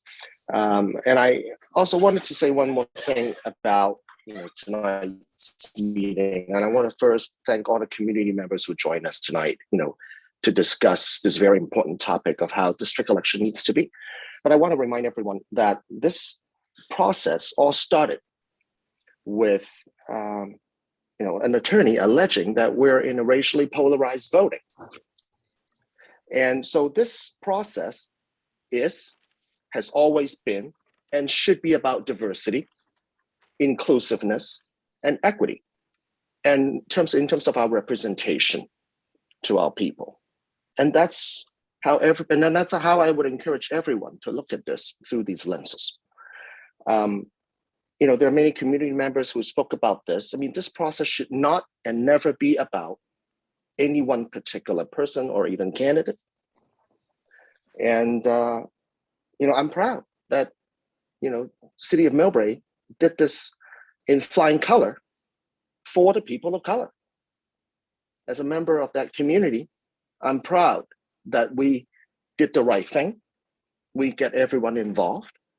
And I'm confident that this process will continue to enhance Millbrae, make sure all the community members come together. The members not only from Asian community or Hispanic community or any one particular community, everyone needs to come together and continue to promote great leadership. And I'm very confident, very proud of this process, how we went through it. And like I said, when I cast my vote, as a member from the community of color, I am grateful. I'm confident that we did the right thing, and it will increase our diversity and, let our community come together and create a better future for all of us. That's all I want to say. Thank you, Mayor. Thank you. Vice Mayor, do you want to follow that? I want to compliment Yes. Member Fung. Absolutely. That was beautifully said. And I do want to thank the public for participating, and Jordan for his sign. He's still going strong there, Jordan.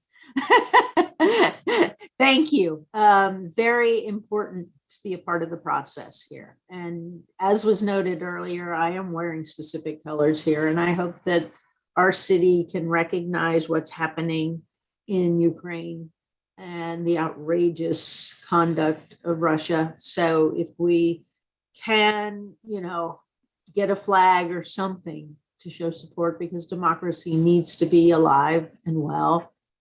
And, I was sorry to hear that threats were given tonight. That's not very productive. But again, it's democracy and it's free speech. So it was alive and well in Millbrae, and that's a good thing. It really, really is. And we will continue to try to bring everybody together, as Councilmember Fung said. The MTC is meeting tomorrow. Councilmember Schneider, thank you for the invitation. We will talk further here as the MTC rep for the 20 cities in San Mateo County. I keep trying to really get each and every city staff to keep putting in for various funding, and we'll continue to do so on that front. We did get a grant regarding our station area. which I'm hoping staff will meet with us soon, that we can get that going. I was part of the food distribution. Believe it or not, there are still many, many families in our area that need food, and Thursday mornings, labor is out distributing food to families, and they're also doing it now at the fairgrounds. The county has a system where people can pick up food. So we are quite aware that there are many families in need, and we are deeply concerned about all parts of Millbrae, and will continue to do so. Along those lines, the Legislative Committee for CCAG met with Assembly Member Mullen today on multiple projects, and I agree with Council Member Schneider here. CCAG Ledge Committee does not include a lot of things we would like to see it include. It's just not defined within their limited area, because I've been trying to get them to do be more concerned about Millbrae's station area development and high-speed rail and a whole bunch of other things that I would like them to cover, as well as noise and stuff, but it's not within that perimeter. And I keep trying to get them to expand that. So we will be meeting with Senator Becker on Thursday. One of the projects that they're trying to get funding for, since the state does have a surplus, are a couple of stormwater capture projects. One is next door to us in San Bruno. We're still hoping to expand those efforts as well. So I think that is about it, Madam Mayor, but I do hope that we can unite as a council in support of the Ukrainian people, as we've seen our residents gather today in support of the communities. And I hope that that does continue. And also a Citizens Academy that we have discussed, so that we can bring more residents into understanding city operations and hopefully encourage people to partake more so in how the city operates, whether it's a city council or committees or all kinds of things. I thank you for this opportunity and wish everyone a good evening. Thank you, Madam Mayor. Thank you, Vice Mayor. Yes, I mean, we all are Millbrae, and we have to be Millbrae strong, and we should all take our leadership very seriously. And the pride of Millbrae is our responsibility. And I think tonight showed a great deal of responsibility on all of our shoulders. So I thank everybody that came tonight, 100 people plus. So continue coming and participating. Your voice is so important to all of us. Whether we win the debate or lose the debate, we're all winners if we show up to the game.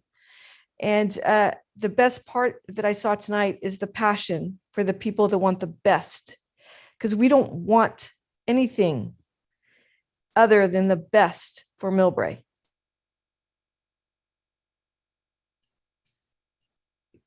City Manager, did you want to finish this meeting off before we adjourned? Well, just real quick, I think, as we have more civic participation, I think the Vice Mayor had mentioned it, and even more so the need for a Citizens Academy. There are rules that govern general laws, and one of those is you can't use public resources to campaign, and that includes anybody out in the public that in Zoom has something that promotes a certain candidate or anything. We just can't use public resources, no matter if you're a member of the public, obviously the city council, staff person. So I think that maybe as we get greater participation in the community, maybe addressing some of the rules of the road before each meeting, or again, the Citizens Academy. But I wanted to mention, we had an issue tonight that somebody was campaigning for a candidate on their Zoom background, and that is actually not allowed, and using public resources for a campaign. So I just wanted to kind of do a public information communique there to let people know. Fair enough. All right. Can we adjourn this meeting? Thank you. Thank you, everybody. And thank you for participating. I hope to see you in 2 weeks.